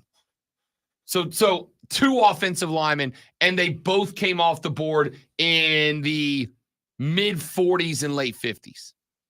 You traded back, which, if we're being real, put you in prime offensive line real estate. And so if a guy like John Brooks isn't on the board, bang, you got your second rounder back, and you drafted the next best at the next biggest position of need, which was the OL. But the reality is, though, as far as I'm concerned, agree or disagree, running back was a need too. You have Chuba Hubbard because Miles Sanders ain't it. Yeah, I agree. Chuba Hubbard, never for me. I said Chuber, man. Chuber Hubbard That's was how never. Xavier says it. Yeah, so Chuba Hubbard was never the guy for me. I always thought he was a number 2 guy, never the number 1. And Real good year last year. yeah, but he was forced to be the number 1. I think they went into the season last year intending him to stay at number 2. And I just don't think he can carry the team as a number 1. So wouldn't be surprised if the new draft pick.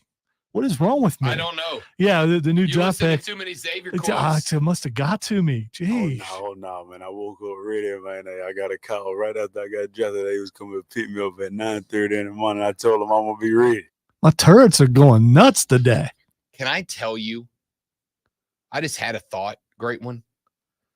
I need to go to the next Panther press conference with Xavier Legette, not for Xavier Legette, but to watch the legion of very confused reporters in that room trying to write down their transcript. Oh, that would be great. Just sit on the side and just watch. I'm not even going to be paying attention to X. I'm not even going to be facing the podium. I'm going to stand on the wall on the side and just watch a bunch of dudes with notepads holding a pen above it, staring at him.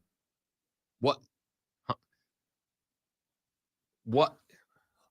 Lots of whispering. Go, hey, What did he say? did you get that? Did you get What that? did he say? I can't. I don't. think he said excited, but that's all I got. They have some sort of AI translator that's in their phone, and they'll just use it to understand. Probably. I think Chuba Hubbard can be a one back. Do I think he can be a great one back? Probably not. But I think he can be a one back because, let's be honest, he was a one back last year. He literally has already done it. And I know that it wasn't necessarily a season that we're going to be talking about for decades to come with Chuba Hubbard. I'm just not buying it. But he did it. No, I know he did it out of necessity, but Still doing it. Yeah. That's still doing it. The reasoning of the thing being done is irrelevant to the thing being done. I guess because the history of the Carolina Panthers, they've had 2 dominant running backs almost every single year, and lately we haven't seen that. And I get changes of offense and things like that, but traditionally they've had 2 really, really good running backs. I'm not pushing back on that either. I'm saying they might again, and they got next year's second back for it. Dan Morgan. Great. And then we'll go to break. I'm going to go B. B. Yes. I'm going B plus minimum. B plus minimum. You know what's an A plus? Lonzo doing sports flashes. I don't know. I don't know if the Southern's going to jump in here. The New York Knicks fans took over Philadelphia yesterday, and the New York Knicks took over the series, holding a 3-1 lead over the 76ers after a 97-92 win. Jalen Brunson had a massive showing, recording 47 points in the win. The LA Clippers tied the series at 2 with Dallas after a 116-111 win. Mavericks trailed by 31 before taking the lead with minutes left, but the 33 from James Harden and Paul George took the win. Already without Giannis and Damian Lillard, Milwaukee point guard Bobby Portis was tossed for fighting just 7 minutes into the Bucks' 126-113 loss to the Pacers yesterday. Also, the Minnesota Timberwolves brought their brooms to Phoenix and swept the Suns with a 122-116 win. Tune in this afternoon from 3 to 7 p.m. for our new show, Wire to Wire. Cole Bryson and Diesel get you up to date on the latest local and national news, sports news that is, all wire to wire.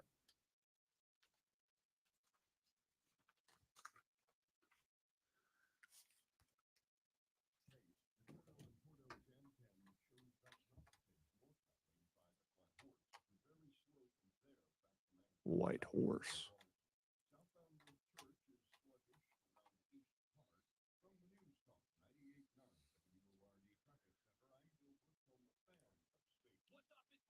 Dude, I'm concerned. I'm suddenly Southern accents, the turrets, Steven, they're just going nuts, and it's not on purpose.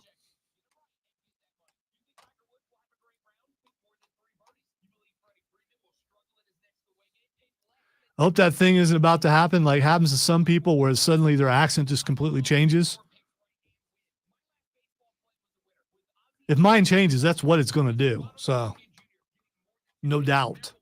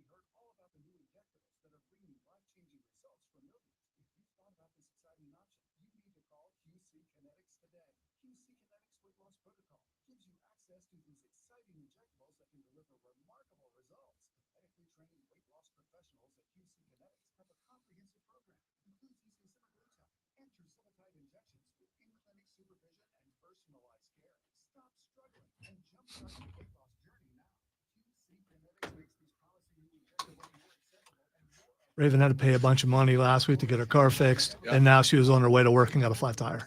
Oh, you gotta be kidding. Yeah. That sucks. Yeah, it does. She was able to make it home, though. She got a spare put on? Or was she like almost home? This just happened. Oh, She, okay. yeah, she made it home.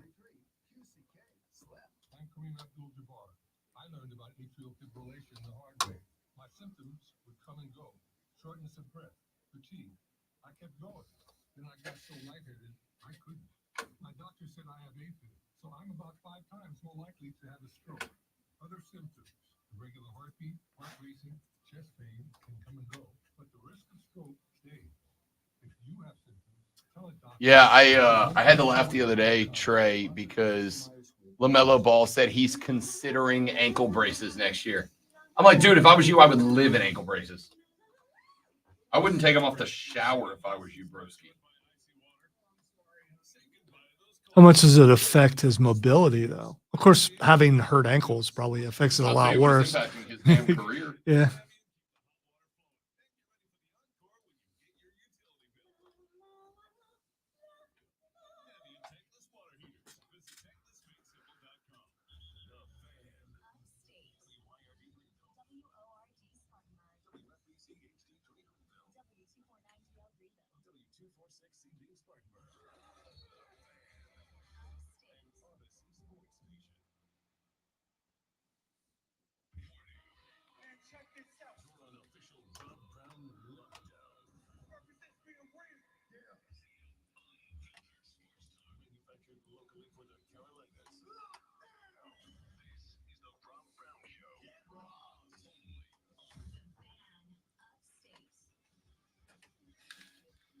Yeah! Yeah! Yeah! Yeah! Yeah! The third hour of the Rob Brown radio program goes now. Welcome back, my friends. Spectacular to have you here on the radio show today as we are reviewing the NFL draft as it played out. Pretty good one overall for the Cats. We talked a little bit about John Brooks in the last segment of the show. We're going to spend some more time very shortly talking about what this team did, how this team did it, because I'll be straight up with you. I absolutely love it. I absolutely love it. I think they put together a remarkable draft, to be honest with you. As far as I am concerned, it was without a doubt an A-plus draft. Without a doubt, an A-plus draft for Carolina for me. They get the A-plus. I think you did multiple things, because the big question in a spot like this is, did you get better? And I'm not just talking about from the perspective of is your roster better. I'm talking about in relation to the other teams around you. Lonzo, who am I talking about right now? That would be Atlanta. Is one. Yeah, and did Tampa Bay even draft anybody? Tampa Bay did in draft some people. They did in. Okay, because I don't recall there being any hype or anything about that. By the way, I'm still giving them a B because I'm that teacher who remembers how you acted last year, and I just can't get past it. You did really well, but I can't give you an A because you were a cut up in class last year. So you're throwing a desk at him. Well, yeah, it's still the number one draft pick thing. Yeah, it's still bothering me. Across the NFC, It's not a big desk; it's a smaller desk, though. It's more of like a coffee desk kind of thing. It's a bureau. Well, those are bigger, right? I don't know. That's like a whole ass dresser, I think. Right? Isn't a bureau a dresser? I don't know. Neither one of us are from England. That's true. That's fair. So, did you get better in relation to the rest of your team? I'm going to tell you, honestly. I think overall, Tampa had a pretty good draft. Pardon me. I give them a B overall. I give Atlanta a B minus, and I gave the New Orleans Saints a B. I think the NFC South, by and large, had a pretty good draft overall. As long as Carolina is in that mix, did you get better in relation to your competition? Then I think you'd say you had a good draft. And I'll give you a comparison. The Buffalo Bills. We talked a little bit about them. I know we've got a large Buffalo contingent in the area. Or we did. I mean, maybe they're drifting away now. No, they're still here. I can tell you where they drink on Sundays. They're good folks. I hang out with them sometimes. They probably drink a lot. It's Buffalo. I mean, they're Buffalo fans, but it's Buffalo. No, I meant because of sadness, but you're talking about for a different direction. Yeah. Buffalo, if you look at the grades from the experts, got a B, couple B pluses, couple of B minuses. My question mark is, did Buffalo get closer to Kansas City? No, and they helped Kansas City. That's why, why would you look at who they gave Kansas City? The one thing that they've been missing for the last couple of years, a speedy receiver. Not only that, but the fastest receiver of all time. And they gave it to Kansas City. By the way, thank you. But doesn't that hurt your draft grade when you do something like that? I'm about to harsh your mellow, bro. Xavier Worthy is going to be a boomer bust guy. There's absolutely. a chance that he's out of the league in 1 year. That is equivalent to the chance that he's not Hall of Famer, that he's good in any way. I don't know. I look at who Kansas City has held on to. I think they'll give him more than 1 year. I'm not going to disagree with that. I genuinely think I don't want you to get your hopes set super duper high on this kid, and then he ends up being okay, which I'm concerned about. I will also tell you that, to the disagreement with my guy Shane, who just popped in the chat and said they drafted Keon Coleman. Hell no, they didn't get closer to Kansas City. I actually like Keon Coleman a lot. I think Keon Coleman has got big time potential in front of him, to be honest. I think potential is the right word to use right there. I don't understand why you think Buffalo did so well, because then they traded out to Carolina and helped Carolina get who they wanted. Because I can't look at it from the perspective of what did other teams do with that pick. I can only look at it as, but those other teams didn't get a chance to do that if you didn't trade with them. Right, but you picked up assets. Sometimes it's the old adage of you gotta spend money to make money. If you are Josh Allen, are you happy? Probably not. Okay. Probably not. Well, let's rephrase that. I think we still have we need to see what Keon Coleman is and will do at the next level. If Keon Coleman turns into a stud, then I'm not unhappy. But I think it's going to take some time for us to find out if Keon Coleman is going to develop into a stud. I don't think any of us know that answer yet, unfortunately. I think there's every chance Keon Coleman turns into a dude. I think there is a good chance that Keon Coleman is like okay. But to circle this wagon back around to Carolina, I'm gonna say yeah. I'm gonna say as far as the teams in question, let's take a look at New Orleans to start. Talisa Fuaga in the first round, an offensive tackle. That's the spot they needed. Kool-Aid McKinstry in round 2. I actually like that pick a lot. You traded up just a little bit, drop back just a little bit to grab one of the better cover corners in the game. That's a step in the right direction. I said Spencer Rattler was going to be long-term the steal of this draft. Whether or not he proves that in the Big Easy is yet to be seen, but that's where he'll get his first crack at it. Bub Means, the wide receiver out of Pittsburgh. Jalen Ford, linebacker out of Texas, and a pretty good one. I think he fell a little bit. They got him at in the 5th round, I should say. Christian Boyd out of Northern Iowa, a defensive tackle, and Josiah Ezerim, an offensive tackle out of Eastern Kentucky. I think this team needed to emphasize guard. They went with 2 tackles.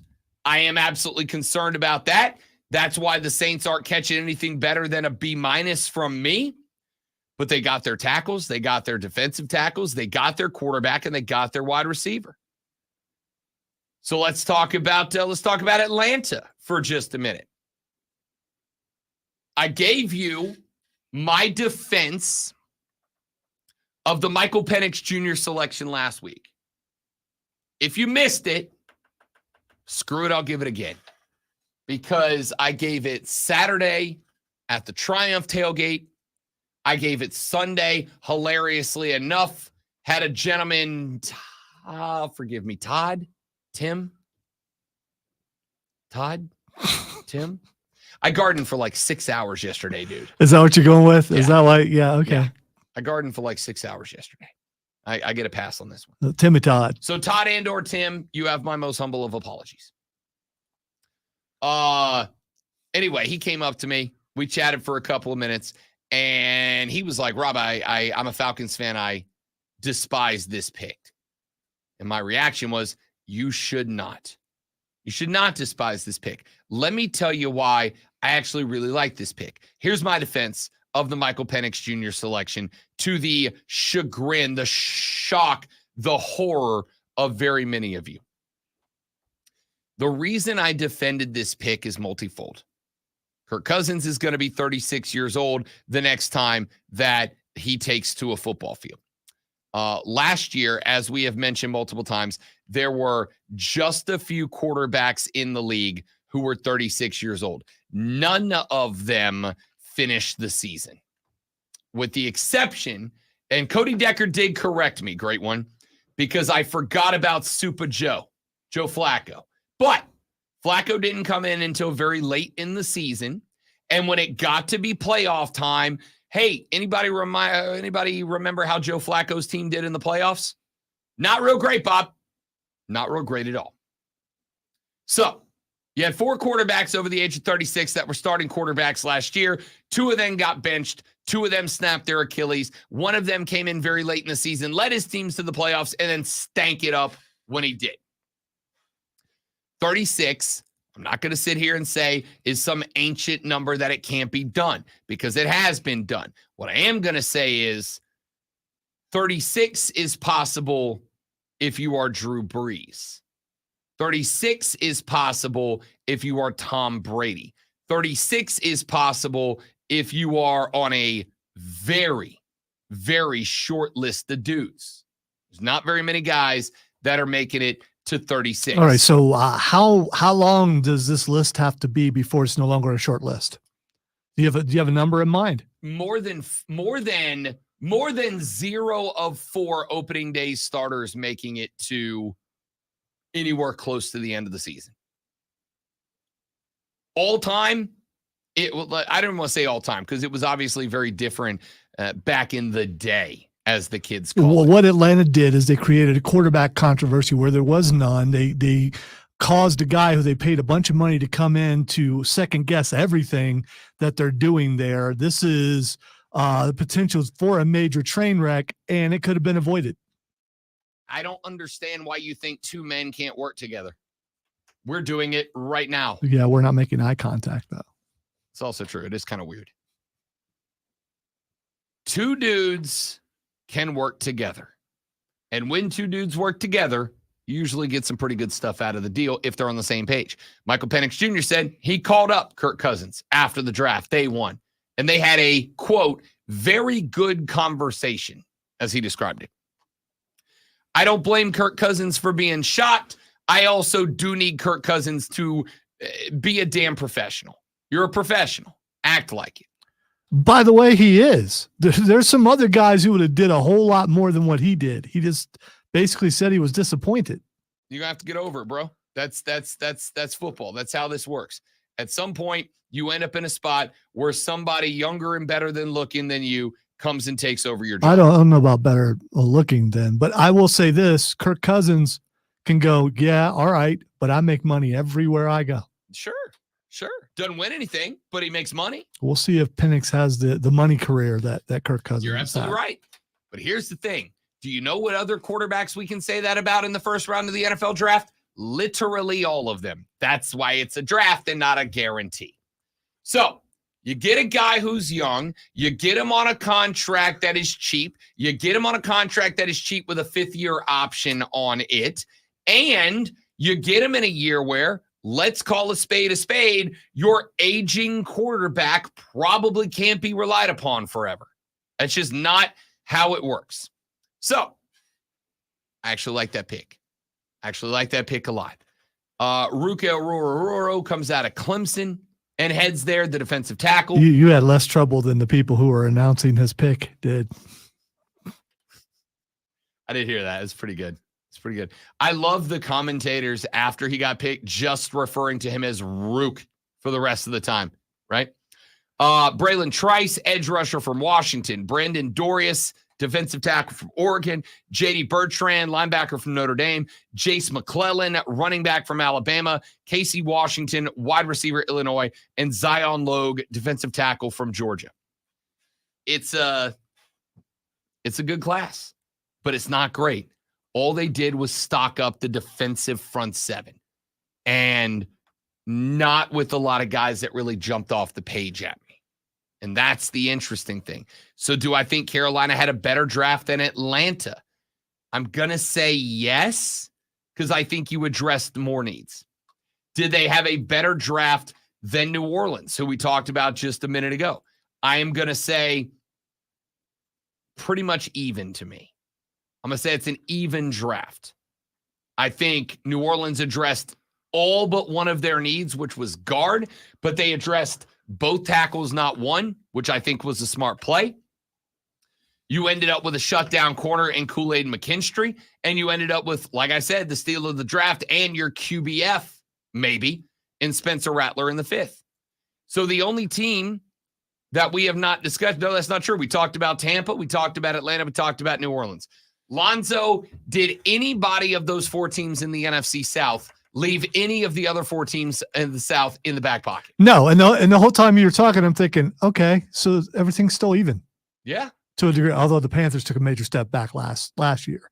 But for the last 3 or 4 years, they've been fairly even with one team winning one more than everybody else. Yeah.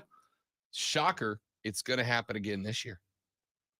It's going to happen. I think Atlanta wins the division. I think it's a 1-game race down to the end again. Why wouldn't it be? I think Carolina did a couple of things.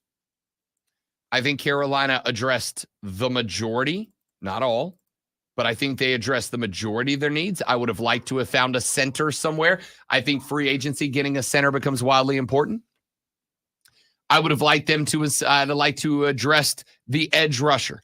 But in not doing that, you got the guy that you wanted at wide receiver. You got next year's second round pick back. And I actually think that's more important. Why? Because at the end of this year, we will be able to ascertain what the biggest need is going into a year that Lonzo and I, on one of the few things we've agreed on lately, agree that's the year you've got to make the leap.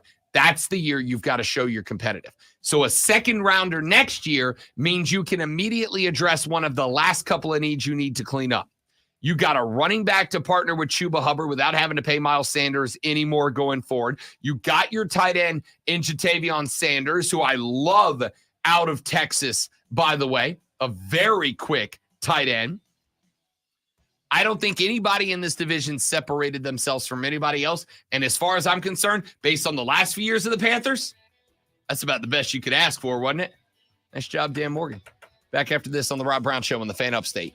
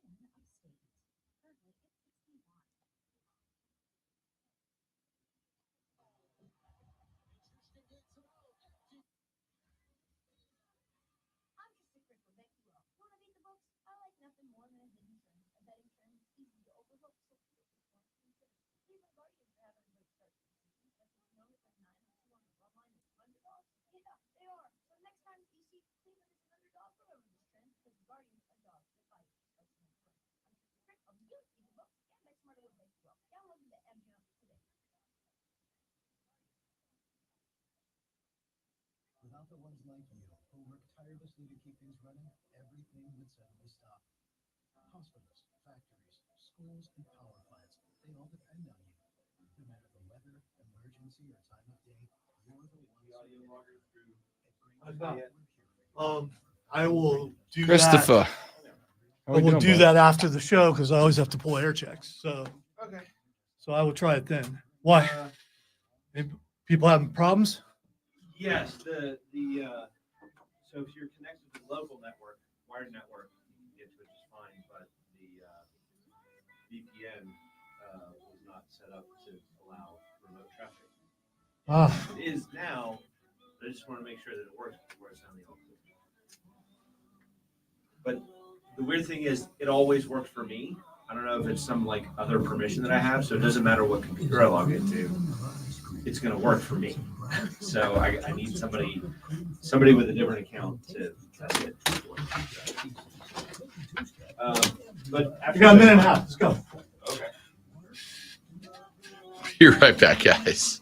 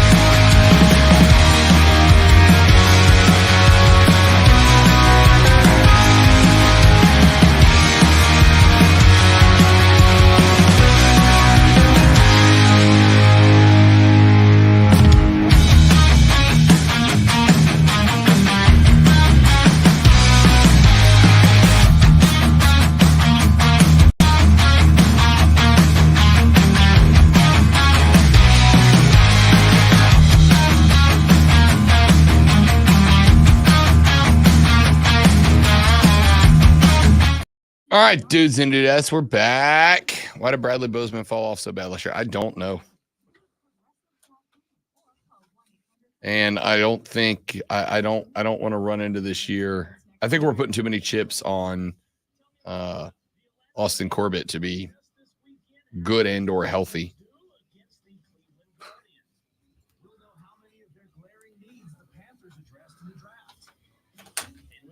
Jake Mastriani of Locked On Braves join us on Monday to talk about this past weekend.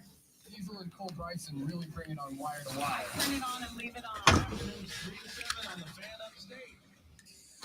Rise and shine, sports fans.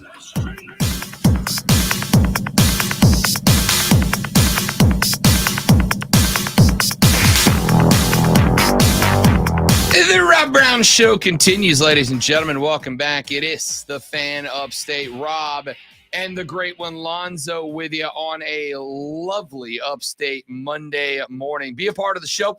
The renewal by Anderson of the Carolinas fan phone is on right now at 844-326-3663, 844-FAN-FONE. If you'd like to get at us in that direction, you are more than welcome to do so. The text line is available as well at 71307. 71307. That's the number to jump on the text line. Start your text with FAN, F-A-N. We will read them on the air this AM. 71307. Start your text with FAN. We have got, obviously, a lot of draft talk that we have gotten into so far this AM, and we will continue down that path. Who had the worst draft of this season? Who put together the worst draft? I am going to start with, it's not Atlanta. And I know a lot of you want to make it Atlanta. I know you want to talk about Atlanta. I know you want to list Atlanta. You're not going to convince a good portion of the fan base aware of who's that. listening right now who are Falcon fans. I am aware of that. I have given you, again, I sat there Saturday evening at the Triumph tailgate party. There's a guy in the riot that is a big Falcons guy. And he walked up to me, did not say hello.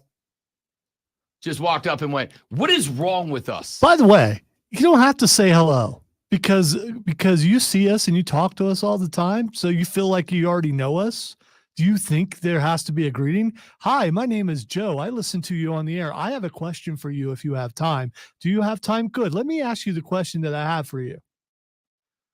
No, we are bros to those guys who are watching and listening right now. Listen, if you're even me, who will go completely awkward, but still, you're my guys, you're my girl, you're my bros. Just come up and say, "Yo." If we're at work, that checks out. Just say hi. What's up, dude? That's all I need. What's up, dude? What's up, bro? It's not. I don't believe it's necessary. Anyway, my guy walks up to me and he goes, You take your "What proper is-" etiquette, and I tell you what you can do with it. Take it somewhere to high society because we don't need none of that. I don't think being polite is high society. It is Just being polite. It is. It's just being polite. Dude, were you taken aback by his lack of greeting and thought, this must be a lesser? No, I just thought that's a weird way to start a conversation. You know? It's not, though. Do you do that to people you don't know? Do you pop into the elevator and you open the door and you're like, 7. Push the button. 7. Let's go. No, I would. I don't have time to greet you. I would not be angry like that. I don't know why you just said 7 like you punched someone in the face. Floor 7. Yeah, that made it better. Throwing the floor in Lonzo, there. does the world need more manners or not? Here is. Does the world need more manners or not? All right. Let me say again. You guys are my guys. You're my girls. You are. I don't mind you coming up and just start talking. I don't get why you're offended by this. And if that listener is still listening, please continue to listen for me, even though Rob has just offended you because you didn't say hello. This is one of my boys. All right. This is one of my guys. Oh, you could have prefaced with that. This is one of my guys. I did. He's in the riot. He's one of my guys. You made it sound like it's some random dude just walked up and, no, it's a said. party. It's one of my guys. One of my guys. So one of your friends who you talk to all the time just comes up and starts talking to you. I really only see him and talk to him during tailgates, but I see him every tailgate. Just sup, bro. Sup. Instead, it was, what is wrong? By the way, with me? Trey says, Lonzo, my bro, what would happen if someone would come give you a hug at Borderlands this coming Saturday? I read it that way to make fun of some other people. Let me just say, you come up and give me a hug, as long as you don't linger, I'm okay. If you linger, then we may have a problem. You all heard it. You all heard it. Lonzo wants a hug. Just don't linger. Lonzo wants a hug. If you want to give me a hug, I expect a deacon hug. It needs to be a deacon hug. A It doesn't. good, long, thorough embrace. You need to hug me like you would Roger Goodell. If you're gonna hug me. It needs to be long enough to call it an embrace. That's what needs to happen. All right. By the way, Shane, I don't follow anybody on Twitter because I'm lazy. He follows me. I think that. Wow, I try to take it for them, and they're coming at me over you. Wow. It's because I'm right. Wow. I see which way you guys lean. Texas said, yes, more manners. So offended, Lonzo. All right, so the draft. Let's get to it. Atlanta did not have one of the worst drafts. What did the guy say to you at the? He said, quote, what is wrong with us? And then he said, why did we take the quarterback? And I said, here's why. And I laid out the explanation I just gave you. Because I just want to point out that I've heard some other people other than you. These are guys on TV explain the reason why. And ain't nobody buying any of you guys. It just doesn't make sense. It just doesn't. I mean, you don't have to agree with it. What you're not going to say is it's a bad argument. Well, here's the thing. I'm not a Falcons fan, and I think it's funny. But to the Falcons fans, they don't think it's funny. I am also not a Falcons fan. In fact, I despise that football team. You are the opposite of fan. Correct. Whatever that is. I'm a Falcons hater. All right. And yet I'm defending the pick. That should tell you something. It would be easy for me. This would be a perfect opportunity for me to spend a number of days absolutely dunking on my favorite team to dunk on. Sounds like, but I'm not going to. Sounds like a contrarian thing to do. It's absolutely not. Yeah. Okay. It's absolutely not. It's a smart nose ball kind of take. You got a 36-year-old quarterback with a busted up wheel who you paid too much, front loaded the contract because you know he's only there for 2 years. Now you've got a first round draft pick quarterback at the backup spot. I'm so frustrated I can't even talk. At the backup spot that is going to get a year or two of experience before you plug and play. I think it's a great pick. It's all right. I have that effect on everyone, so you're good. Who else had a bad one? Buffalo's draft was not bad in terms of the selections and the players. It was bad in terms of, to me, the balance between needs and best players available. Like, for instance, Cole Bishop in the second round.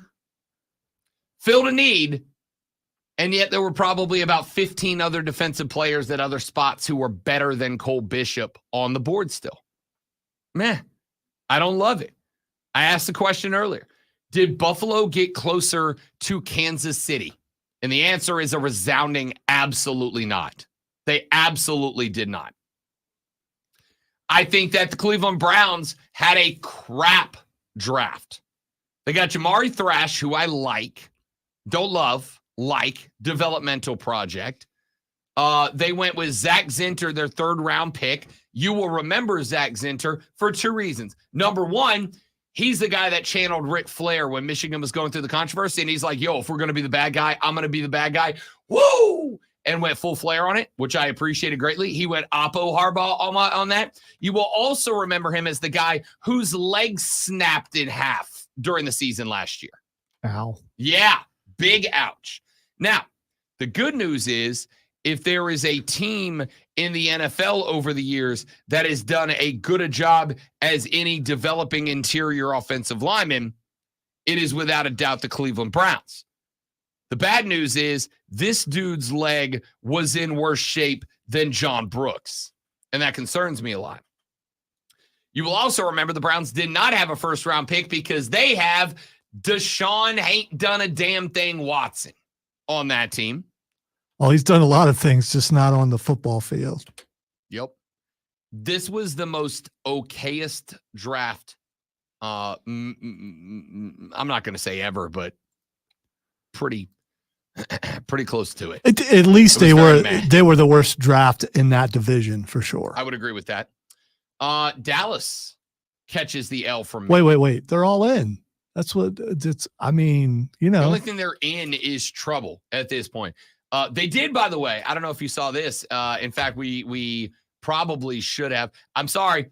You can't not bring this up. Well, I saw it when it happened, but there's reluctance now because of something. There so should not be. So I did not.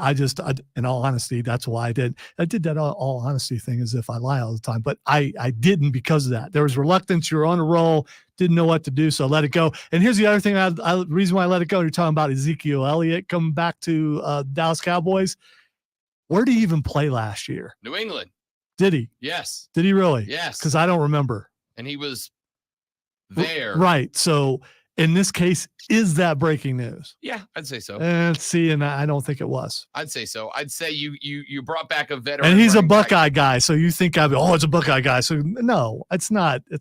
It's not a big deal. You brought back a running back who had success within that franchise, within that offense. This isn't like new head coach, new offensive coordinator. We're revamping with an old guy. All the You're tread bringing is back a off guy- that tire, man. I don't- He's not. I don't think it is. Yeah, he's I don't not. think it is. He's like when you see a fighter who's What is lost their edge. He's What is just your reason for saying that? You just said you didn't remember him playing last year. right. Is that Well, why? I don't remember last year, but I remember the last couple of years when he was in Dallas, and it didn't seem to be very productive. Yeah, I put that on Dallas. Do you Yeah, I do. really? I put So he most of he Dallas's left Dallas and went to New England and tore it up. No, but he was good. He was fine. If you say He was so. fine. So that's an okay move. They're bringing Zeke back, but outside of that, draft was okay. They got Tyler Guyton out of Oklahoma. I do like that pick. That was a big time need, and you got the best available at that spot. Marshawn Nealon, edge rusher out of Western Michigan, guy with numbers, but did it at a lower level. By the way, I just want to point out he had 642 yards last year. Yeah, it was okay. Yeah, which was a couple hundred yards drop off from. Anyway, It was okay, and he was splitting time. Tyler Guyton, best offensive tackle on the board at that spot. They traded back and picked up some capital to do it. Outside of that, nobody really jumps off the page at me that I was really in love with, honestly. Like it's a very prospect heavy draft for the Dallas Cowboys. All right, we got to take a break. Who else won? Who else lost the draft? We will address more of that. I'll tell you who else I didn't really love. I didn't love the Texans draft. I'm giving the Texans a C at the best. come on. They've got a new Ohio State connection. Picked up the tight end. Come on. We got to talk about This. CJ's radio debut. Oh, we're talking about the. Never mind. CJ went toe-v-toe, mano-a-mano with Micah Parsons. Did you see the cow massage? The what? The cow massage. Huh? Okay, I'll send it to you. When we come back, John Blau from the Post and Courier talks Clemson athletics with us. We'll catch up with a good series this weekend for Clemson on the Diamond and more with John Blau next on the Rob Brown Show and the Fan Upstate. All right, guys, we're going to step away just a minute to get John lined up. We will return briefly. Don't go nowhere.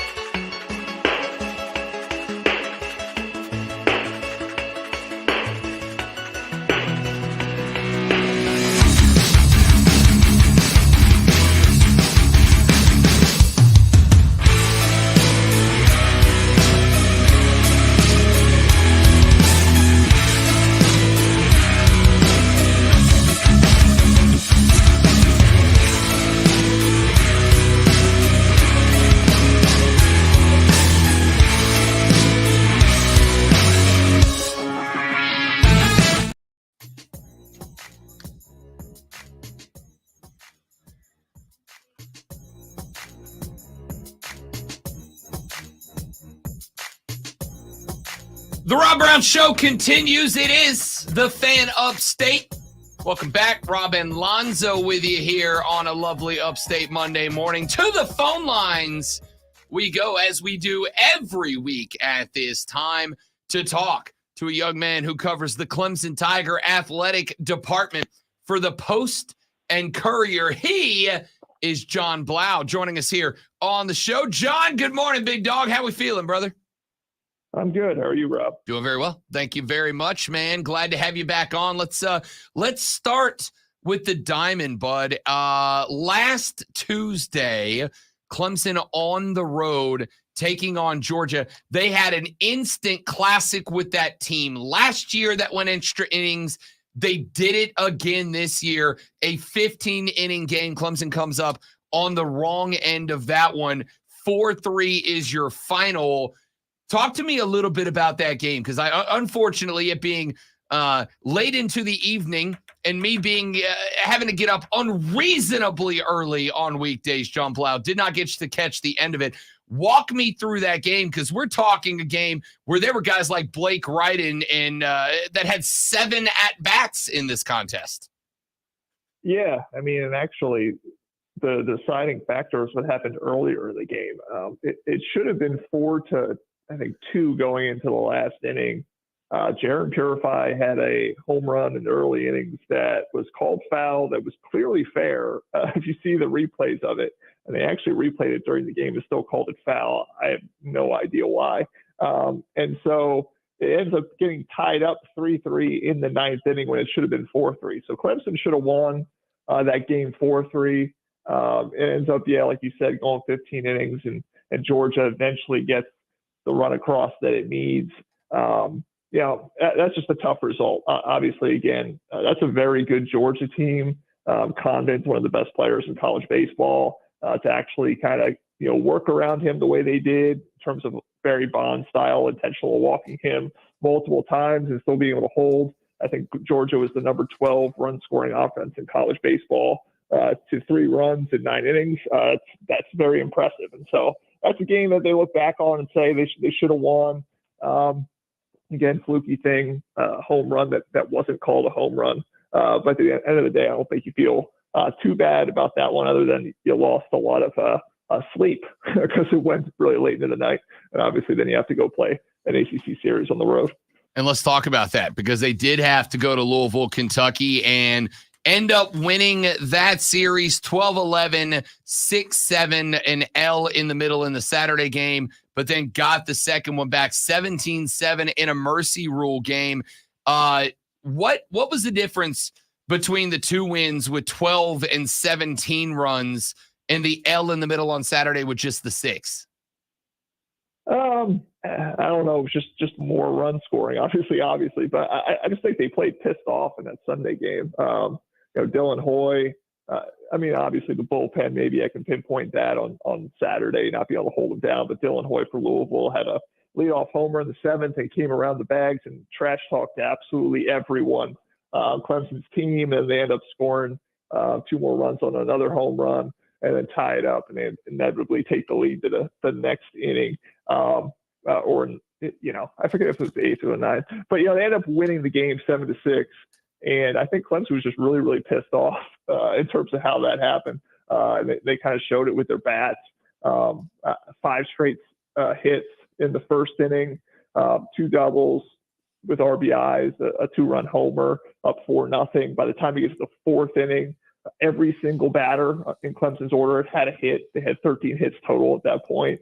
And then, I think Louisville closed a little bit to make it 13-7. They score 4 more runs to get the mercy rule. So I think Clemson, when they're, when you kind of challenge them the way that Louisville did, especially with the trash talk, I think they're a very resilient bunch. And they showed it on the Friday game as well. They gave up a 10-run inning, which no team comes back from a 10-run inning. And Clemson somehow climbs all the way back to win 12-11.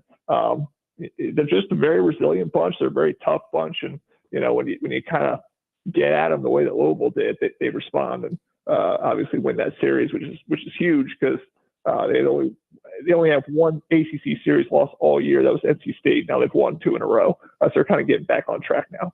Yeah, had that series at home against Pitt as well. And that series was interesting to me, John, because you didn't necessarily see, with maybe the exception of the Saturday night game, the 9-2 win over Pitt, it didn't feel like this team was kind of relying on offensive fireworks to get it done.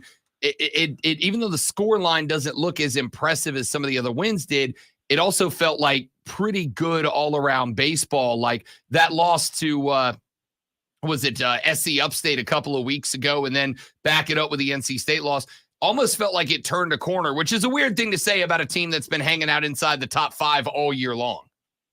Yeah, I mean, they just started ridiculously hot. I mean, we're 28-3 in your first 31 games. I mean, you're bound to kind of revert to the mean at some point. It's better to have a slump in the middle of the season than at the very end. And I think they slumped a little bit. I mean, offensively just didn't have as much punch through that stretch.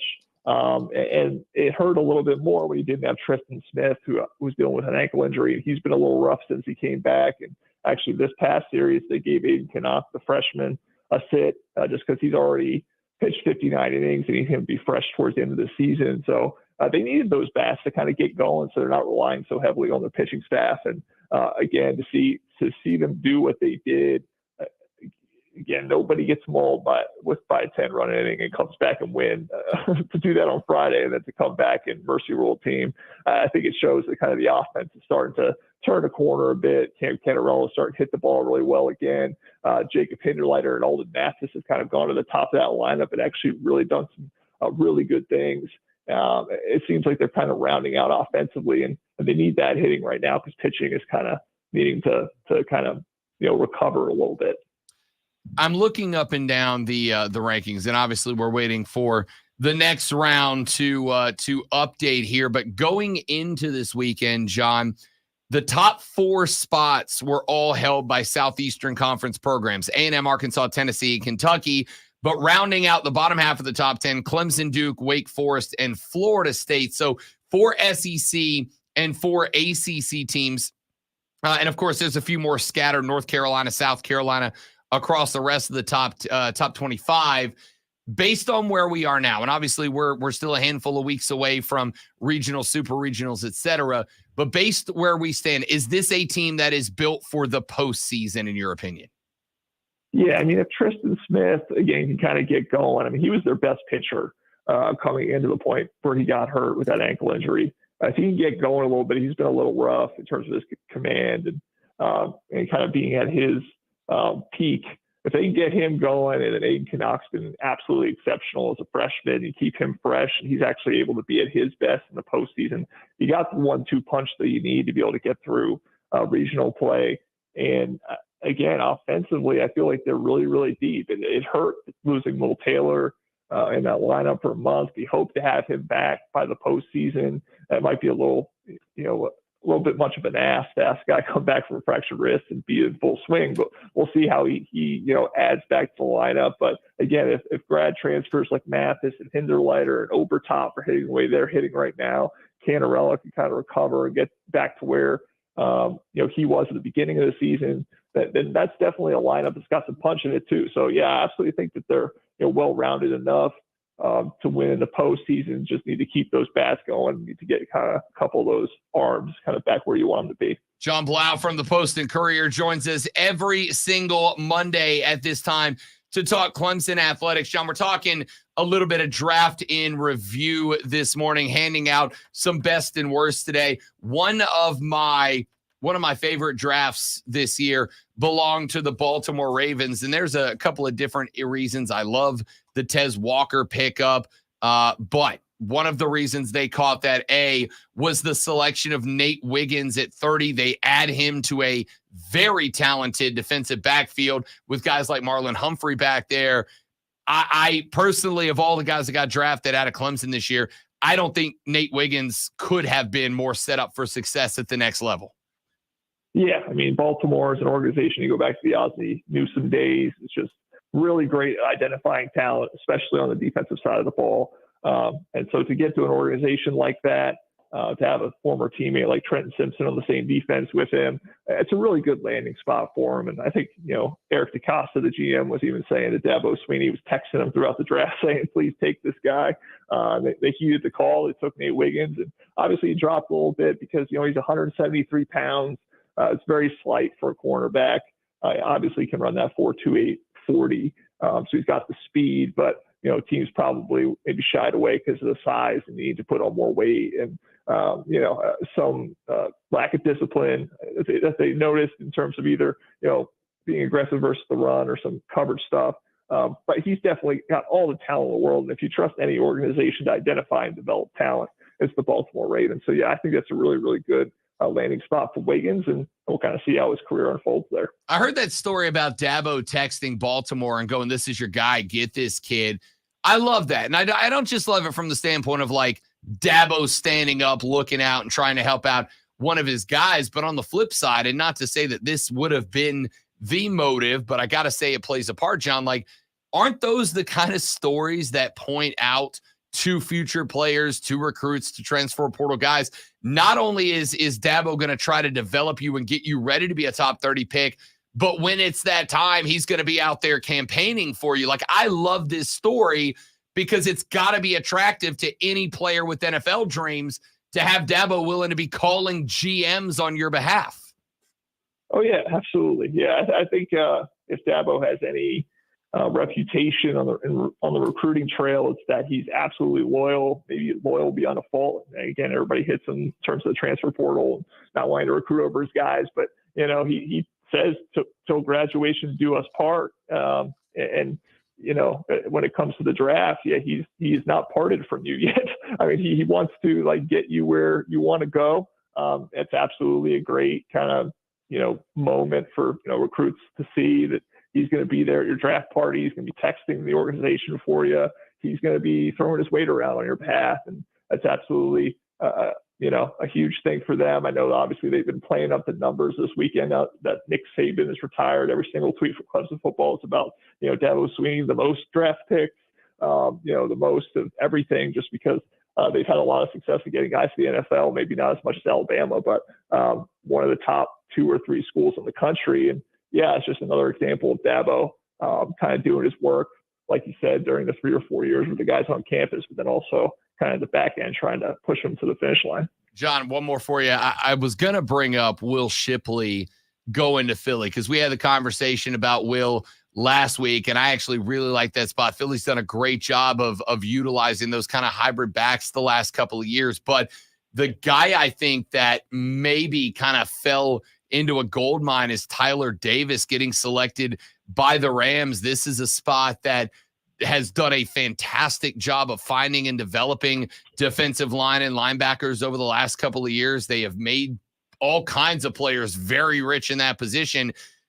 Of the guys who got drafted, who do you think is the best fit for the team that picked him up? Is it Tyler Davis? Is it Will Shipley? Is it any of the other guys we've mentioned? Yeah, no, I think Tyler Davis is a good one to point out because, I'm not saying he's going to be Aaron Donald and step in immediately, but I mean, they just lost a Hall of Fame defensive tackle. They absolutely need new defensive tackles. And so he's got a chance to get in there and prove that he was a steal. I mean, he's a guy that just, when you watch him on tape, is has the football IQ that, it's like 120 if you're going to kind of rate it there. And, he's a guy that always does the right things. And so he'll probably find his way onto the field, whether it's as a rotation piece or a starter. And then, yeah, you mentioned Shipley. I mean, I think that is a really great landing spot for him just because Saquon Barkley is the number 1, but they really do need a number 2 running back. Kenny Gainwell's a good back, but Shipley has a chance to really get in the mix really early there. So I think that was a really good landing spot for him. And then obviously the emotional, connection of Jeremiah Trotter Jr. with Philadelphia as well, just because dad played there. Great story. We'll see if he actually can end up playing well and kind of becoming a stalwart like his dad was there. But obviously just a perfect ending to that tale there in terms of being able to follow in his father's footsteps in Philadelphia. John Blau covers the Clemson Tiger Athletic Department for the Post and Courier. You can find him on Twitter at JON_BLAU. John, my man, great to have you back on, buddy. Appreciate it. Talk to you next week. Sounds good. Thanks, Rob. You got it. John Blau from the Post and Courier joins us every Monday. Texter said Spencer Rattler to the Saints. Thoughts? Winning. Future first rounder Hall of Famer right there. Derek Carr is going to induct him while wearing his own gold jacket. That's what I think. You know who deserves a gold jacket? Lonzo for these Hall of Fame sports flashes. And for all the South Carolina Broadcasters Association Star Awards have won. The NFL draft ended Saturday, and the Carolina Panthers welcomed 7 new players to the franchise alongside South Carolina's Xavier Legette, the number 1 ranked running back John Brooks from Texas, linebacker Trevin Wallace from Kentucky, tight end Jatavian Sanders from Texas, cornerback Charles Smith-Wade from Washington State, defensive tackle Jaden Crumedy from Mississippi State, and linebacker Michael Bennett from Michigan have joined the Panthers. Falcons head coach Raheem Morris is the first Falcons official to speak up on the controversy of Michael Penix Jr. joining the team, saying the pick was a succession plan for later years. That's true. That's what he said. Tune in this afternoon from 3 to 7 p.m. for our brand new local show, Wire to Wire. Cole Bryson and Diesel get you up to date on the latest local and national sports news. Great guests, great debate, and a whole lot of fun. And it's all Wire to Wire.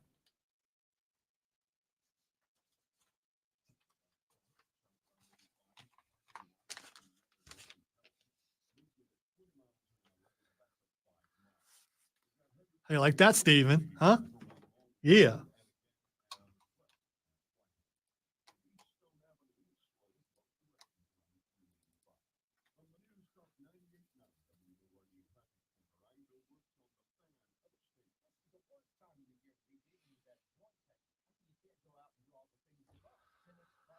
Come on.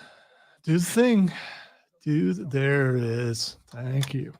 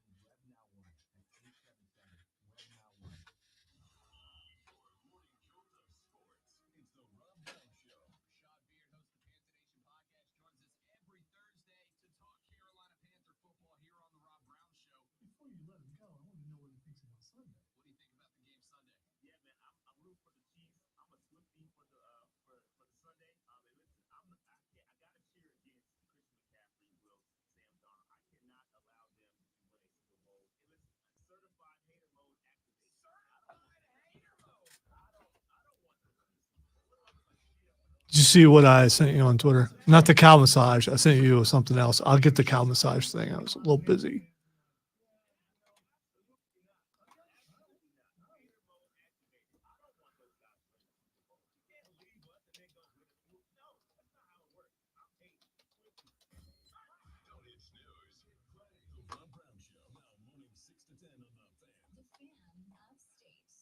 Unique and unlike any other sports talk show. It's BetMGM tonight, Monday through Friday from 7 to 11, only on the Fan.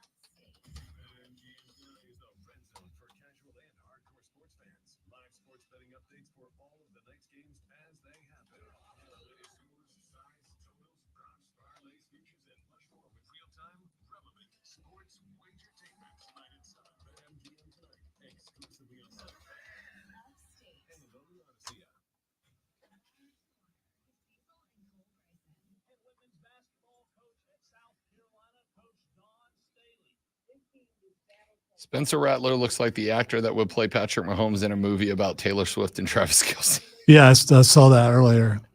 That's good stuff, Shane.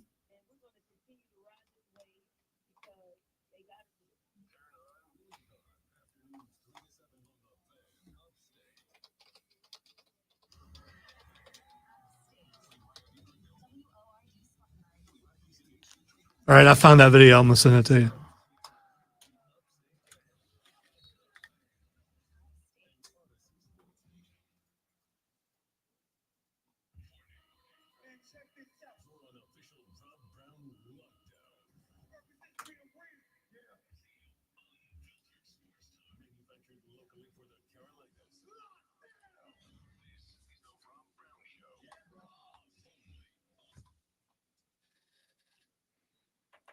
And here we go. The final hour of the Rob Brown radio program starts right now. Welcome back, ladies and gentlemen. Rob with the Great Malonzo with you. Happy Monday to you, my dudes, my dudettes. Be a part of the show, 844-326-3663, 844-FANFONE. That is the renewal by Anderson of the Carolinas fan phone.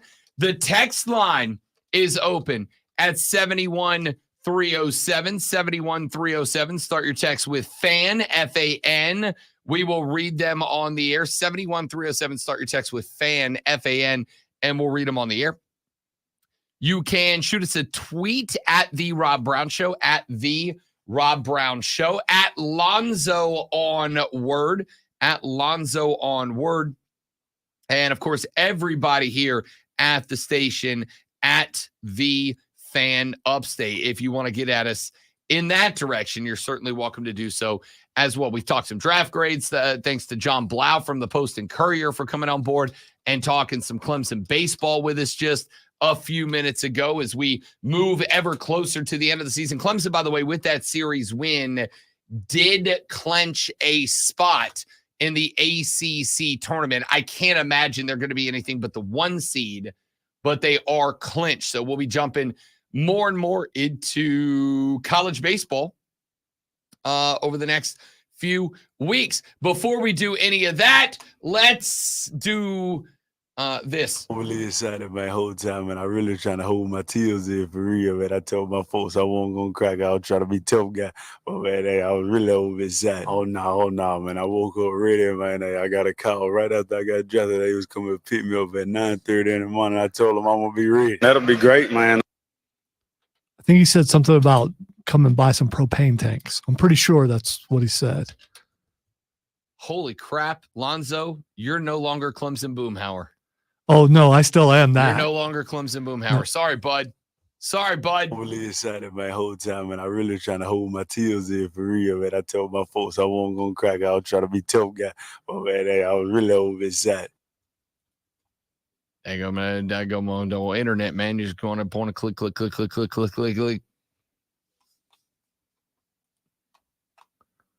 I'll tell you what, you see that part where dang old George come in there and talk about taking his old bourbon, Kramer come sliding in. Just, I tell you what, man, them dang old New York boys, just a show about nothing. Oh, man, I was really over excited. I did not even think about it. Oh, man.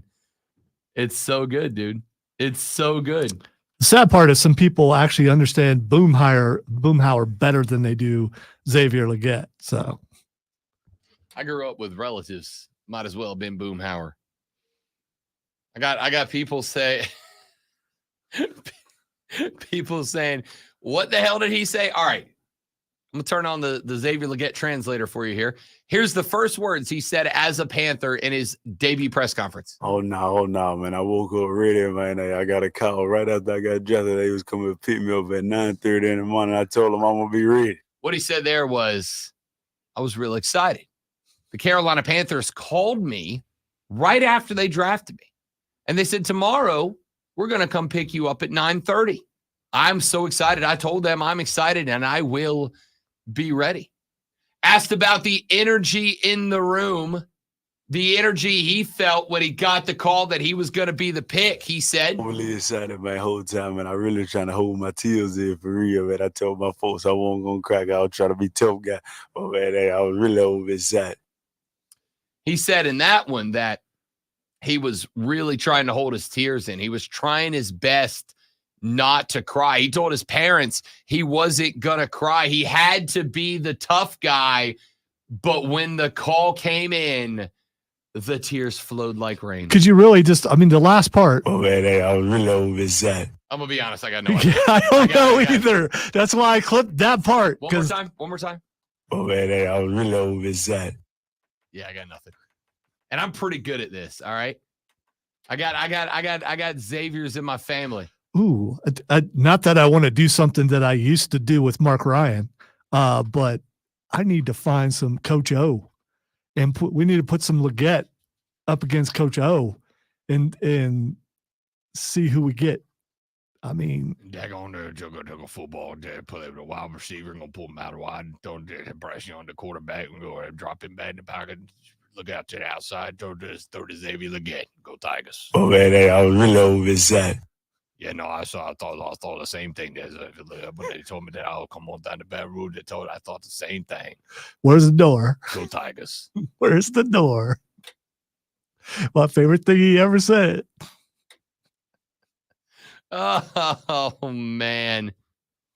I freaking love this kid. I do. He's the best. And by the way, not making fun, man. I am so excited to see him as a Panther, and hopefully he is able to do all the things that we think he's capable of doing. I freaking love this guy. They're going to draft me up at the Carolina Panthers, pick number 32. They're going to go with Xavier Leggett, the wide receiver. He's going to run on down the field in that 9 round. They're going to catch the ball. Go Tigers. All right, so around his locker, lots of reporters after a game, or hardly anybody? What do you think? I feel like every reporter is now going to have a fella in overalls and white boots standing next to him, is what I think's about to happen. It's a little bit of an elbow. Yeah. And they can whisper in your ear. So you can, yeah, okay. Hey, what did he say? He said we're excited to catch football, and they're going to move on to take it a game at a time. You just look on one day. They got the Tampa Bay coming up next weekend. We got New Orleans and divisional game. But you got to be real good, man. Oh, man, I was really over excited. He said I was really overexcited. Got it. Do it again. Oh, man, I was really over excited. There it is. I got it. It took me a second. All right, I do agree the last part is really overexcited, but the first little part of that. Oh, man, I was really over excited. I think he said all day I was really overexcited. You might be right. I think that's what it took me a minute. Took me a minute. I'm gonna get there. But I ladies and gentlemen, I will be your Xavier Leggett translator for the season. It might take me a minute. There's no James just said Babbel needs a Xavier Leggett add-on. There's no Duolingo for Xavier. You don't need it. All right. You don't need it. Texas says Xavier seems so damn wholesome. He does. He just said, I was going to say, I want to go get a beer with X, but that's not true. What I want to go get is some mash moonshine, some grain liquor with it. I feel like if you're going to have a drink with Xavier Leggett, you're doing it in a field in the back of a pickup truck, and it's coming out of a styrofoam cooler. And see, I just want to go get pizza with the guy. Why pizza? Just cause. What about it right there? Sir? They're going to get some New York pizza. No, man. You're going to go get you some moonshine. Because I think he's a guy you can hang with at the pizza place. No. You're going to get you some moonshine, some chitlins, some pork rinds. Why you always got to go for the drink? Maybe he just wants to sit down and have a pizza. Probably you grow up talking like that right here. Ain't no chance you don't enjoy go frosty beverage. I don't know. I don't know if that's necessarily true. No, trust me, I done grown around there. You ain't from here. Now you're going to say that he also is fluent in voodoo, and it's just a little, it's a little typecasting, little. I don't. I'm just saying, you talk right there, right here. You drink a mash liquor. Oh, man, I was really over excited. I freaking love this kid. All right. Could I spend the rest of the hour just listening to Xavier Legette clips? Yes. Oh no, man! I woke up ready, man. I got a call right after I got dressed. They was coming to pick me up at 9:30 in the morning. I told them I'm gonna be ready. Texas said, "Imagine what he would sound like with a mouthful of pizza." Exactly the same. Exactly the same. Yeah, I just And I'm here for it. and I would let him order for us. And you'd be stuck in a perpetual time loop as the waitress kept going. What? Well, no. What? We'll go get pizza at Mullins, and then I'll be the only one that'll have no idea what's going on. I'm drinking mash liquor with Xavier Legette out of the back of a pickup truck, my dudes. Love that guy. All right. I got a few more things that I wanted to get to here on the radio program today. Nope. Hey, I know. Trust me. I could absolutely stay on board there. But by the way, did you hear that he got hit by a bus? I'm a little behind. Darby, no, like in real life, No. I believe. Oh, really? Darby Allin got hit by a bus, yes. I'm going to go ahead and say that's the worst version of the Rob Brown Show bump we've gotten so far. Definitely will leave some bumps. By the way, we gotta change it to Rub, right? It's got to be changed to Rub. That's the wrestling. Whatever you're into, I suppose. Yeah, I think it's the Rob Brown Rub now at this point. And I know how it sounds, and I don't particularly care. My man showed up to a Broadway show, beat up and nose bandaged from taking a shot by and a broken foot from getting hit by a bus. In New York City. I'm tell you right now, ain't nothing scarier than crossing traffic in New York City. But with your Darby Allin, you're not afraid of anything. So, I mean, that bus ain't going to hit me. Oh, the bus hit me.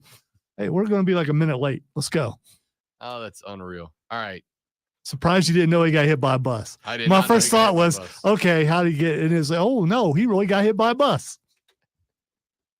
All right. Quick 3,600 foot view, 36,000 foot. 3,600 is not high enough. It's pretty high to me if you're afraid of heights. Let's take a look at some thoughts from the NFL draft as a whole, because we've dove into the NFC South teams. We've hit on a scattering of other teams. Favorite pick of the entire draft. I'm gonna give you one that I really like. Quinyon Mitchell, the cornerback, going to Philly. Philly was the team last year that during their meltdown gave up a lot. Oh my God, stop it. Wait, I'm going to come back to that. Texter just brought up something, quote, is Xavier any kind of way related to the guy who described the plane crash in the lower state? You know the guy. You know what? The guy. The accent is very, very similar.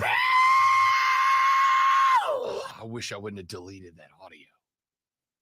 I saved the best part. That was I it. know, but now I want to hear the whole thing again. I didn't really think about that, but I do believe that they have similar accents. Yes. Now I gotta go. Oh wait, I found the news story. Now I got to see if I can find the guy. It was a horrible sound.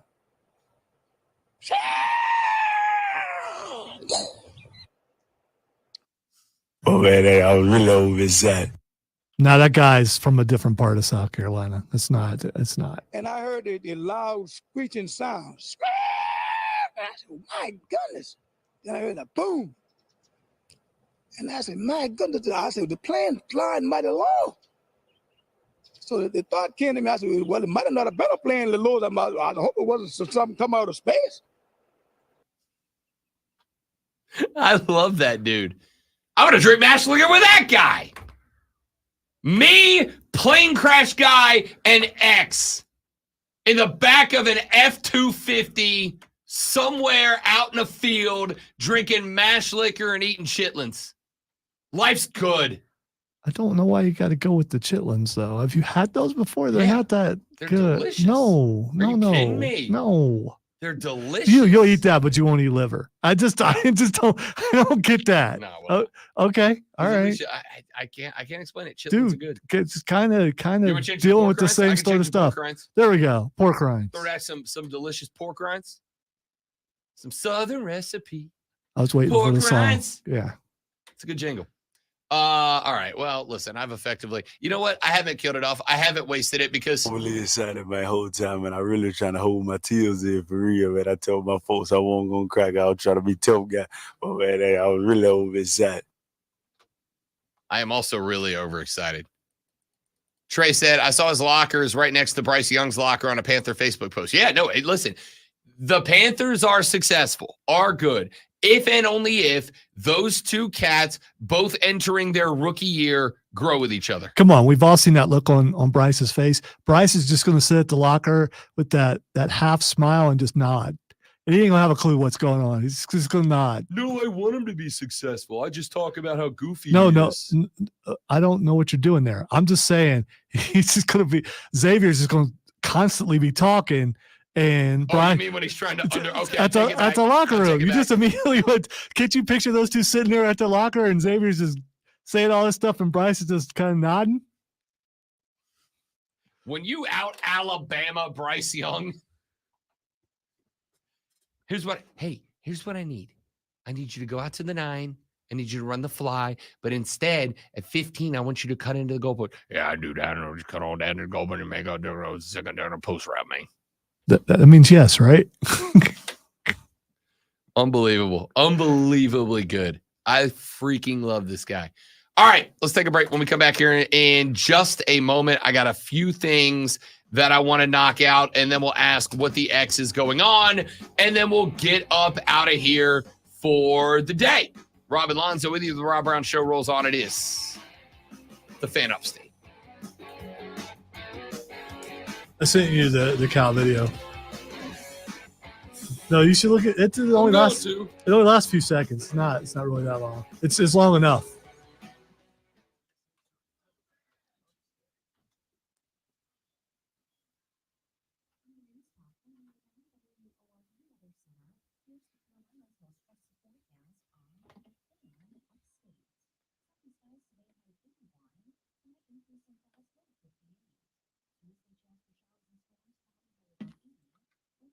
It's Big Cow. Apparently, he told them he's trying to make his hands stronger. By massaging the cow? I can't tell if the cow's enjoying it or not.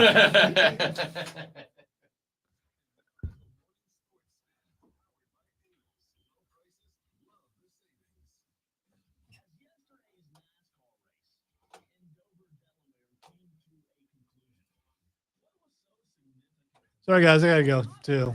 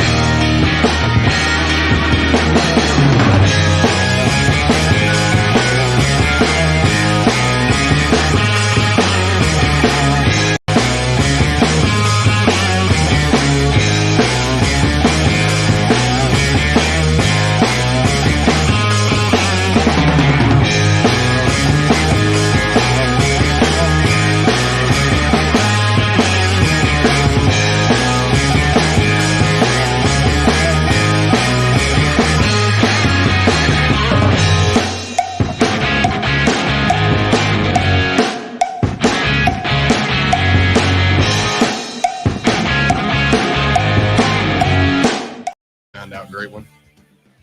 I'm going back to the FLA Memorial Day weekend to go play some shows.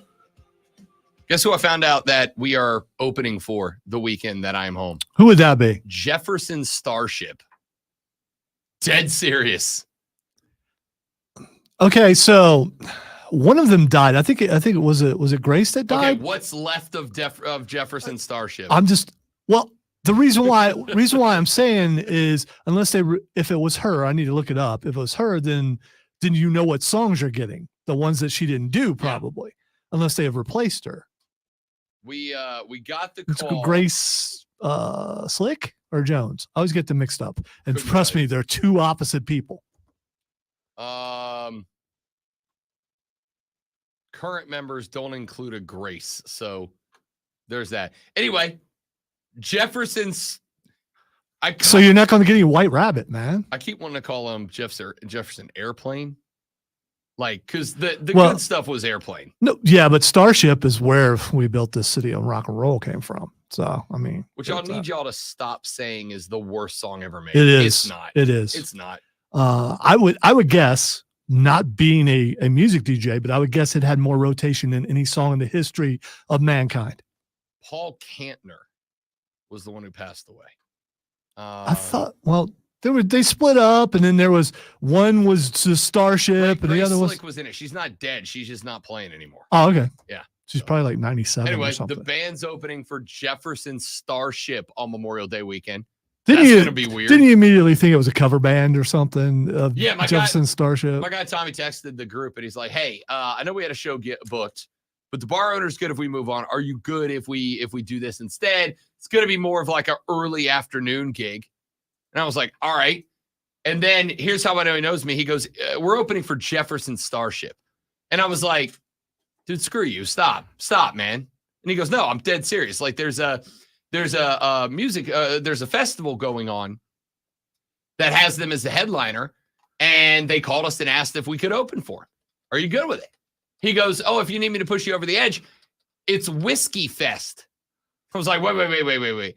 VIP ticket to Whiskey Fest, and I get to open for and then watch Jefferson Starship? Yeah, I'm in. But you can't do that. And the temptation is going to be really difficult. Yeah, no, I'm breaking for it you. that day, and I will tell Dude, come I'm breaking it on. that Come day. on. You got to have Discipline. This is discipline. How many times you opened for Jefferson Starship? So far? Yeah. I'm not ruling it out. You want to come down and play? I might come out of retirement. It could happen. All right, let's get a couple more things off the old sheet here that we need to get to. I'll start with this. In the Yankees game this weekend, they were on the road at Milwaukee. The Yankees would end up rallying to win a game yesterday. Score tied 4-4 in the 6th inning. Aaron Judge on first base, Alex Verdugo at the dish. Verdugo cracks a sharply hit bouncer to the right side of the infield. It's flipped over to Willie Adams, who is the shortstop for Milwaukee, covering the bag. He goes to complete the double play, throws the ball to first, and Aaron Judge slides in with his hand well above his head, which the ball hit and fell out of play. The officials decided that Judge was out, obviously, but that it was not base runner interference because Aaron Judge was in his lane, in the base path. Didn't matter that as he slid, Aaron Judge, by the way, 6'7".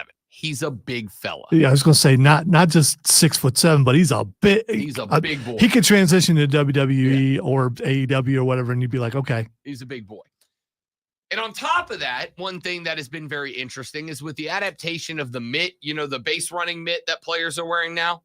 I asked Cody what that thing's like. It's a glove, and basically there is a piece of support metal that wraps around your fingers. And it is designed so that when you slide headfirst into a bag and your fingers would be the first thing to touch, it's designed so you don't jam your fingers. But it also both adds about an extra 1/4 of an inch to the length of your hand, and it is metal. So you can throw a baseball at it, and you're fine. So Aaron Judge, who goes 6'7", is a stocky boy, slides into second base, puts the hand way up over his head on the slide. The ball hits it. They rule Judge out, but Verdugo's safe at first. The Yankees would go on to score 7 runs that inning, all with 2 outs. Had that not happened, and that been ruled interference, as it should have been, you'd have had a double play, and the inning would have been over. Instead, the Yankees ended up racking up 7 more runs. They would win the game 15-5. Now, some of you going, wait a minute, Rob, wait a minute.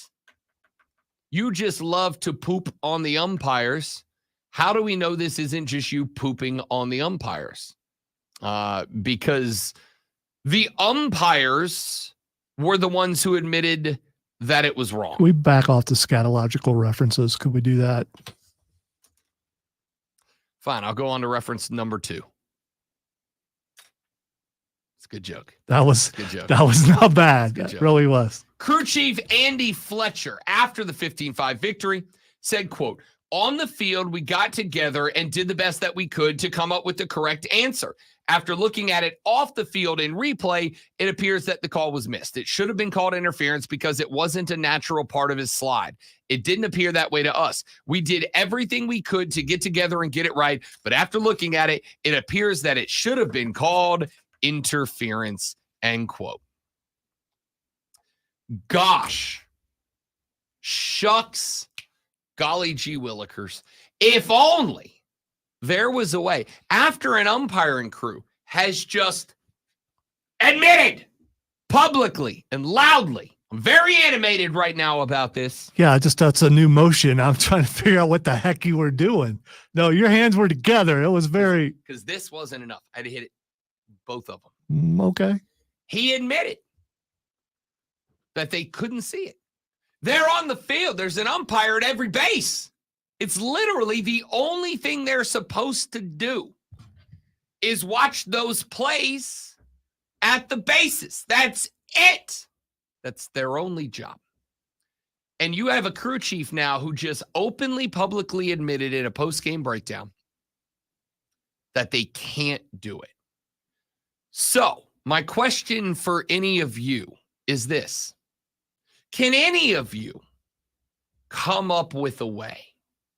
Theoretically, of course.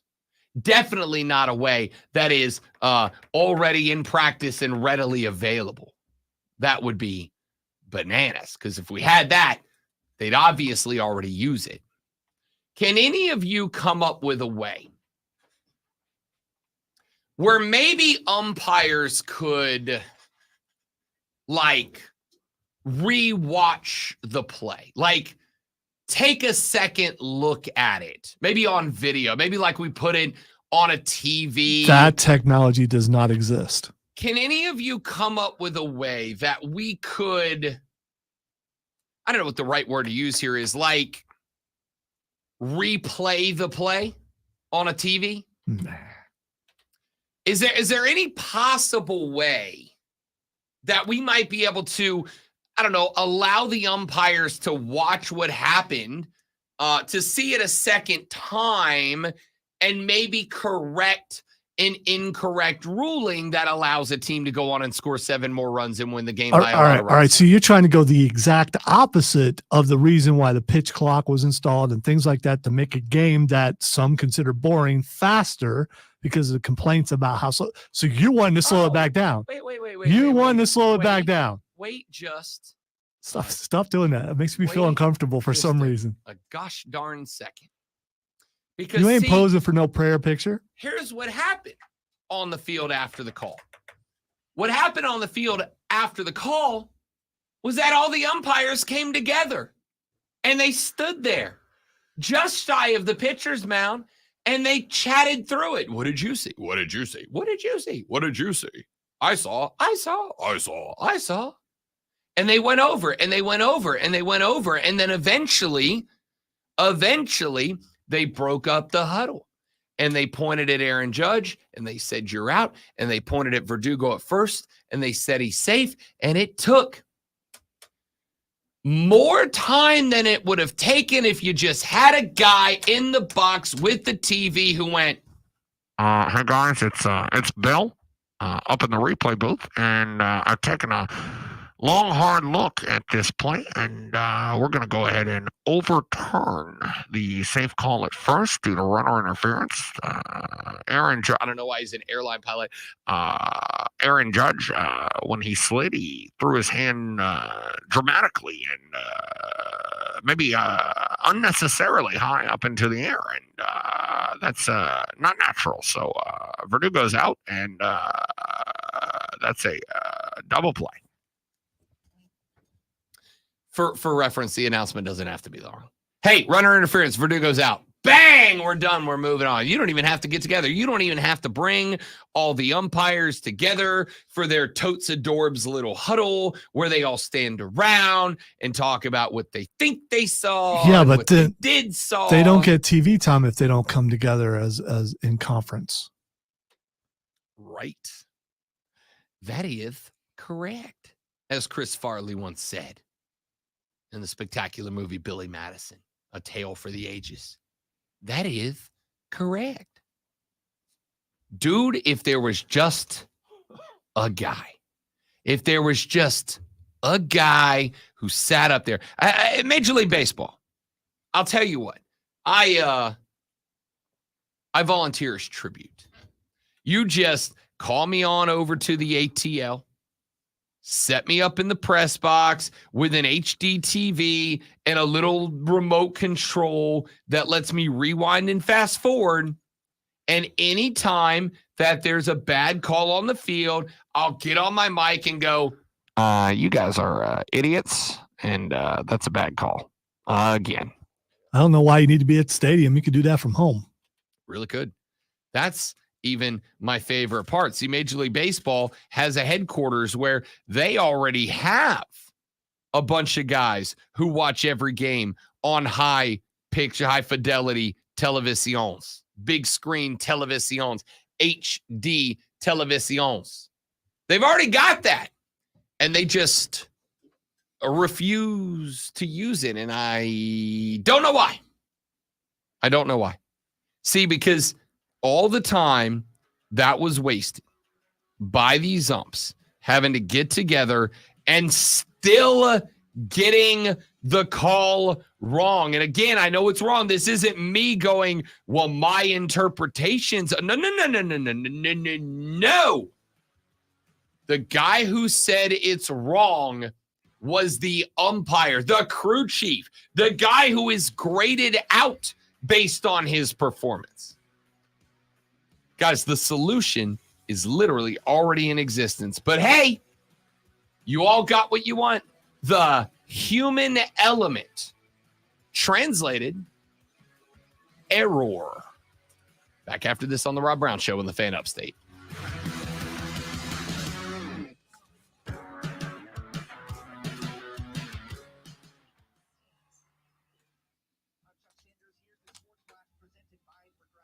Keegan, I don't need you up in here being baseball hater this early. It's too early in the morning for that.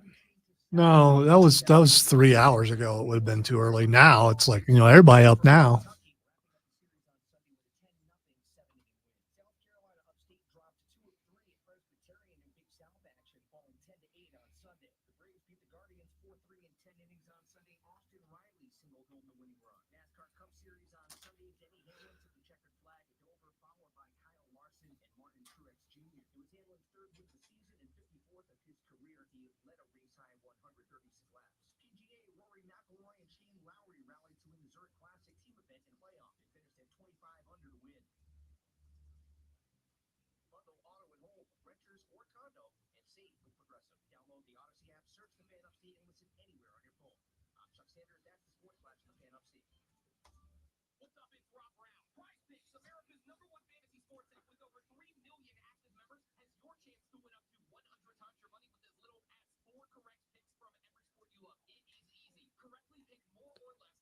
So sometimes the internet will just throw things up in front of you, like Michael Jackson doing the James Brown shuffle in front of James Brown and throwing a moonwalk in the middle of it, which is just amazing. And James Brown was loving it.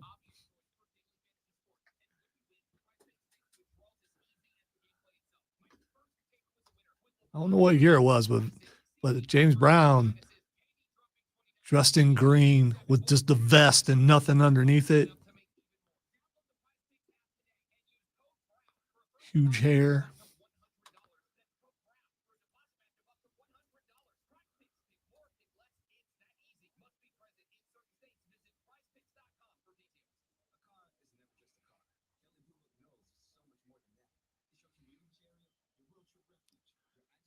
This, you guys are consistent with your questions. He answered this earlier, and the answer is yes. Yes.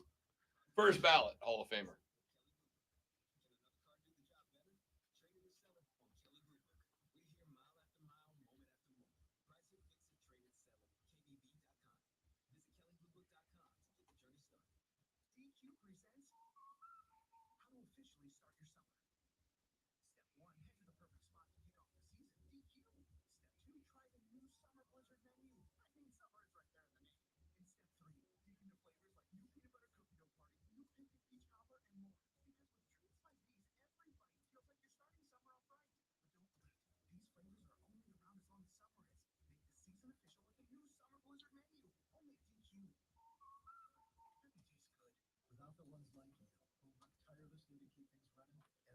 James, I'm just kidding. Any chance that he gets to brag about that draft pick, he's going to do that, Correct. which he should, because it was a great draft pick.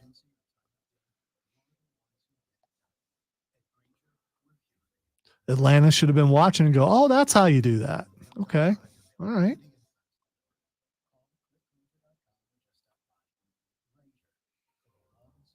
No, I haven't, Trey, but when I read it, what you just posted, I heard him in my mind.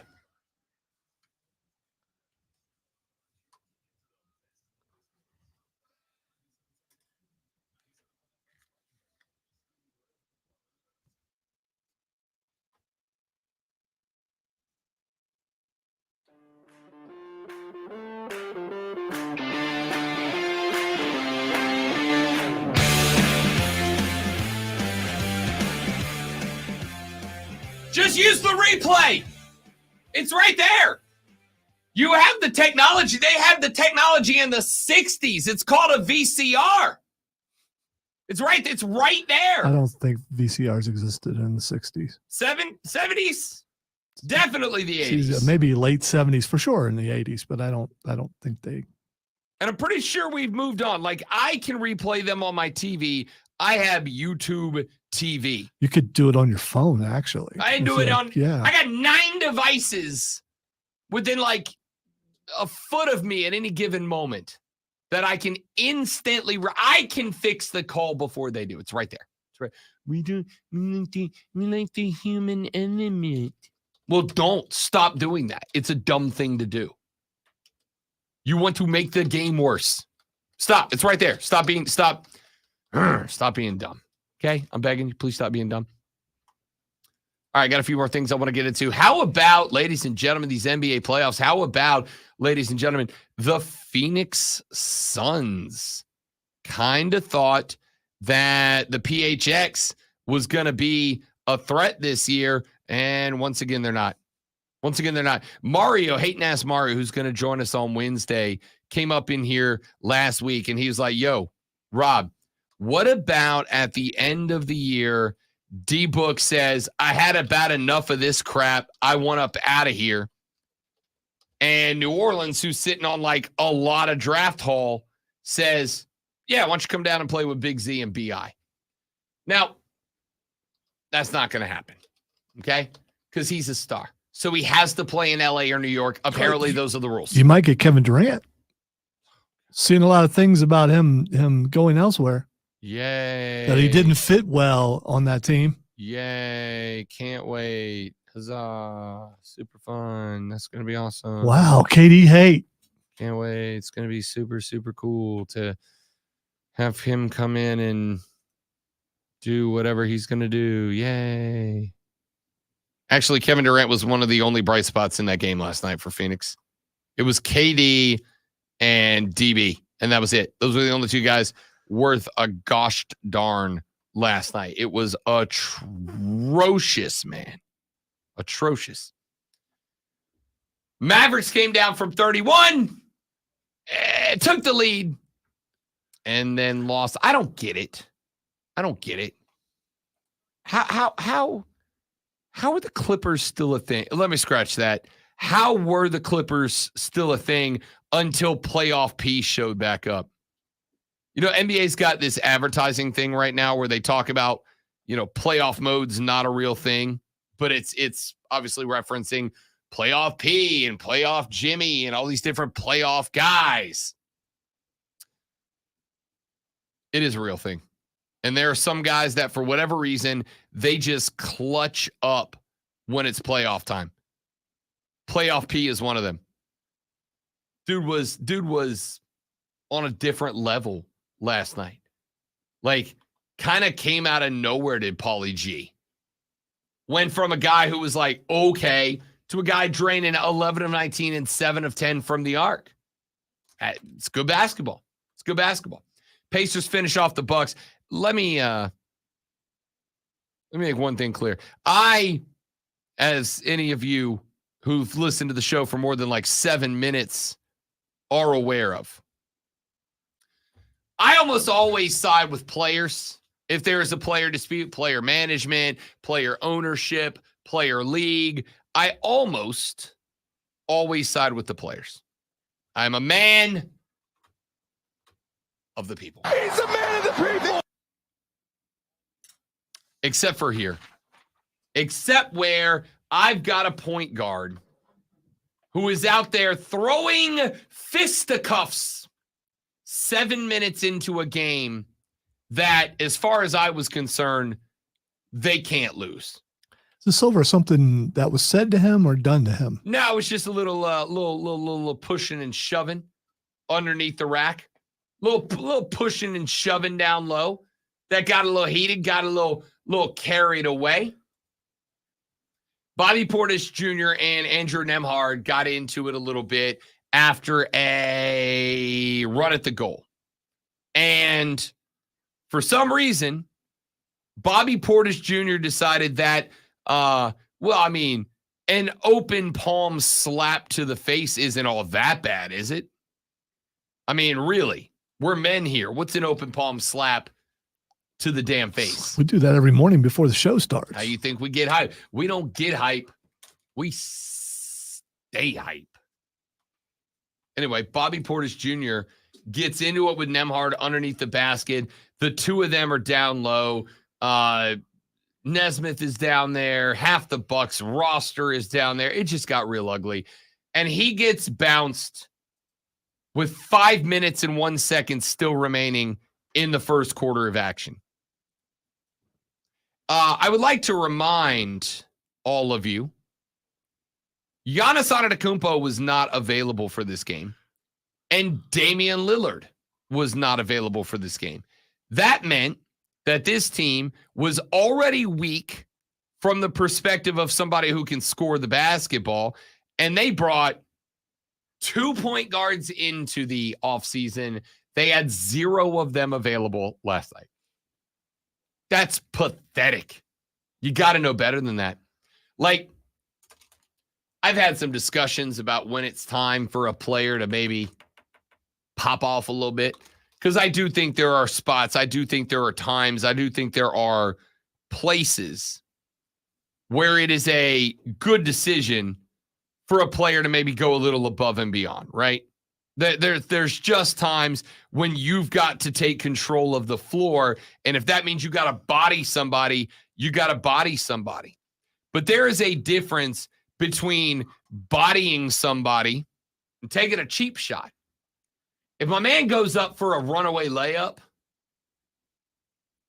and you get up, you sky up with him, and you kind of, maybe give him a little extra love on the way past the basket, that's one thing. That's one thing. That's a thing that can be done. It is a whole different game when you open face slap a man in a professional sporting contest. Like, yeah, dude, that's not going to fly. That's not going to fly. Speaking of not going to fly, Zoe sent me. I talked earlier in the show about the fact that I entered this series as a big Joel Embiid guy, and I'm going to leave it as not a big Joel Embiid guy. There's a cat that made a super cut of Joel Embiid levying dirty shots on dudes around the league. Kicking from the ground, diving into thighs, stomping on heads, chest bumping, not bumping, almost Roman Reignsing a dude coming down the lane. I got to tell you, Zoe, like,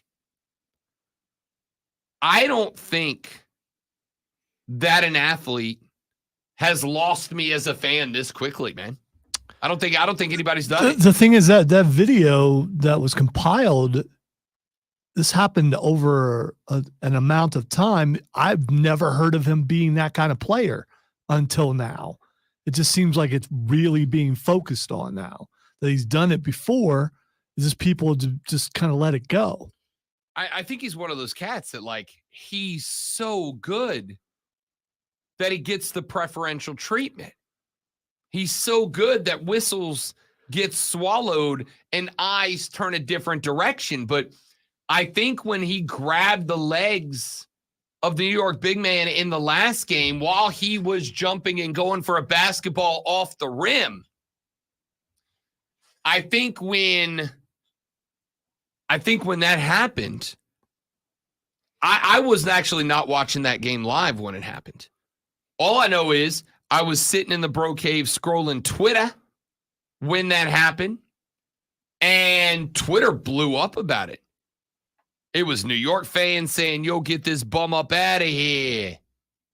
It was Philly fans like, oh, Joel, don't love that. And it was a lot of NBA fans going, yeah, that guy can't be here. That guy can't do that. I do wonder if Draymond Green was on a different team. It's okay. You know, Draymond Green, you know that somebody got beat down. That's fair. Somebody got Draymond Green. I do wonder if Draymond didn't play for one of the more high-profile teams in the NBA, if he wasn't rocking with Steph, would we feel differently? Would he be a fit? No, that's not how we would feel. Would he be officiated differently? If Draymond Green was playing for, I don't know, pick me a crap team, Atlanta, would it be officiated differently? Joel Embiid is the reigning, defending, very disputed National Basketball Association most valuable player from 2023. Is it deserved? I make the argument it still should have been Jokic, and I don't know why people decided to let voter fatigue be the storyline. If Joel Embiid was anybody but Joel Embiid, anybody but a superstar, Joel Embiid would have gotten run from this series. He would have gotten run from at least 2 games so far. And the fact that he hasn't is kind of a shame, to be honest with you. And now, the Ron Brown Show presents Twitter. All right, time to ask of the world, what is Xing? And then Rob will tell us all because he just knows those things. The first thing that is Xing is Drew McIntyre. Burger after burger after burger. I think I saw it. He recently re-signed a new contract with the WWE and was gifted an authentic Scottish Highland sword from Dwayne as a congratulations for making it to another contract. Yeah, apparently the final boss promised that, and Drew was out eating a meal and got sent a sword. So yeah, that was really cool. All right, the next thing is Xing is Afro Man. Because I got high. Cause I got high. Cause I got high. Ba-da-da-ba-ba. I don't know why he's trending. Well, some people aren't going to like it, and I know it's political, It's but because he got high. it's 'Cause he got high, 'cause he got high? he just redid his song, and it's Hunter Got High. And the video is showing him rolling around with some white dude, and they have a thing that caption that says "This is Hunter," that type thing.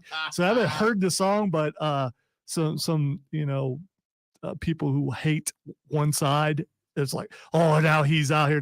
It just, I laughed internally when I just saw it turn. Just like, oh, I can't wait to hear this. That's genuinely funny. I also want you to know, and this is a true story. My two of my proudest hangs of all time. I hung with Flava Flav in Vegas, and I spent about 6 hours with Afro Man in Destin at a resort. He came to play a show. Separate rooms. I mean, you need to be a little more specific about No, it. listen, Rob Brown is not he's not a partaker of the hippie lettuce, and I'm going to be straight up. It's just because it does things to me mentally that I can't handle. All right. It gives me like mass feelings of dread and anxiety. All right. So it's not for me. If it's for you, do your thing, young man. I don't care. Unless you live in South Carolina where it's illegal. Yeah, I'm But not. You go right ahead. Yeah, I'm not condoning it. Yeah, Who we said would that? never do such Who a said thing. anything like Yes. that? Anyway, Afro Man came to play a show at the resort that I was a bartender at. Yeah, his afro ain't that color anymore. No, in sure the it's not. in the video, it's not that color. Anyway, dude is so legitimately cool, man. And, Like, just a and taller legitimate than guy. what I thought it looks like. No, he's about 5'9". He just had about 8 inches. Oh, I of did think afro. about that. Yeah. About that. Yeah. That'll do it. Anyway, dope guy, super guy. Let me sip some Hennessy up at his chalice. Kind of dope. All right, so we got to check out that video after the show. The next thing that is Xing, is Ant Edwards. Ant-Man, and this is true, I've done the research, very good at basketball. That boy good. Like very, very good at basketball. Ant-Man had himself another night last night. The T-Wolves 122-116 winners. Anthony Edwards, 40 points on 13 of 23 and 7 of 13 from range. Ran the offense, was working the glass last night. Ended up with 9 boards, one shy of the double-double. I like this kid, man. This kid's a long-term star. Someone spliced, where they cut a picture in half and put two faces together. Yeah. And it was with Michael Jordan. All right, let's not get cray-cray. Yeah, that's what some people are. Yeah. Let's not get crazy. The picture looked really good, though. I mean, it looked really close. It was kind of Kids, weird. I'll tell you what. I do think Kid is a foundational star for like a hot minute. Like a hot minute. I wonder what the Michael Jordan fans think about that. The fact that he's Michael being Jordan compared. fans get salty if anybody does anything except bend over backwards to talk about how amazing he was, the super duper, the bestest, you guys. Don't say anything to the contrary, or they will come out of the woodworks and find you. There is no one more sensitive than old baseball fan and old Mike fan. All right, one last thing that's Xing is Mufasa. I got no reason why Simba's dad is trending. Trailer for the prequel is out, and it's live action. I don't really I thought like we already those. did that. No, not Mufasa as a cub moving up as Is it while he's with Pumbaa and Timon when they're off like No, that's not in the jungle, Mufasa. the mighty jungle? That's not when Mufasa. Simba is out with. No, Pumbaa this and is Timon? before that. Simba isn't born yet. Oh, you just said Simba when he No, was. I rock. did. I did not. Yes, you I did. said Mufasa. We will find this after the show's over, which is now. Wee humumba way. Y'all have a great rest of your Monday. We'll be back tomorrow to do it all over again, but better on the Rob Brown Show on the Fan Upstate later. Yeah.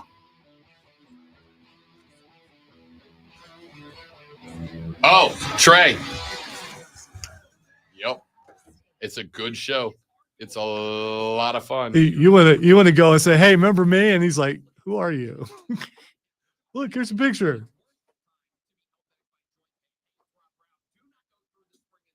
I am gonna have to go listen because I did not say Simba, and if I did, I quit. Oh, man. All right, ladies and gentlemen, thank you all for being here. I sincerely appreciate it. Thank you ever so much. Y'all have a fantastic day. Don't work too hard. And if somebody tries to make you, screw them. Well, no, don't do that. Just say, forget you. Bye.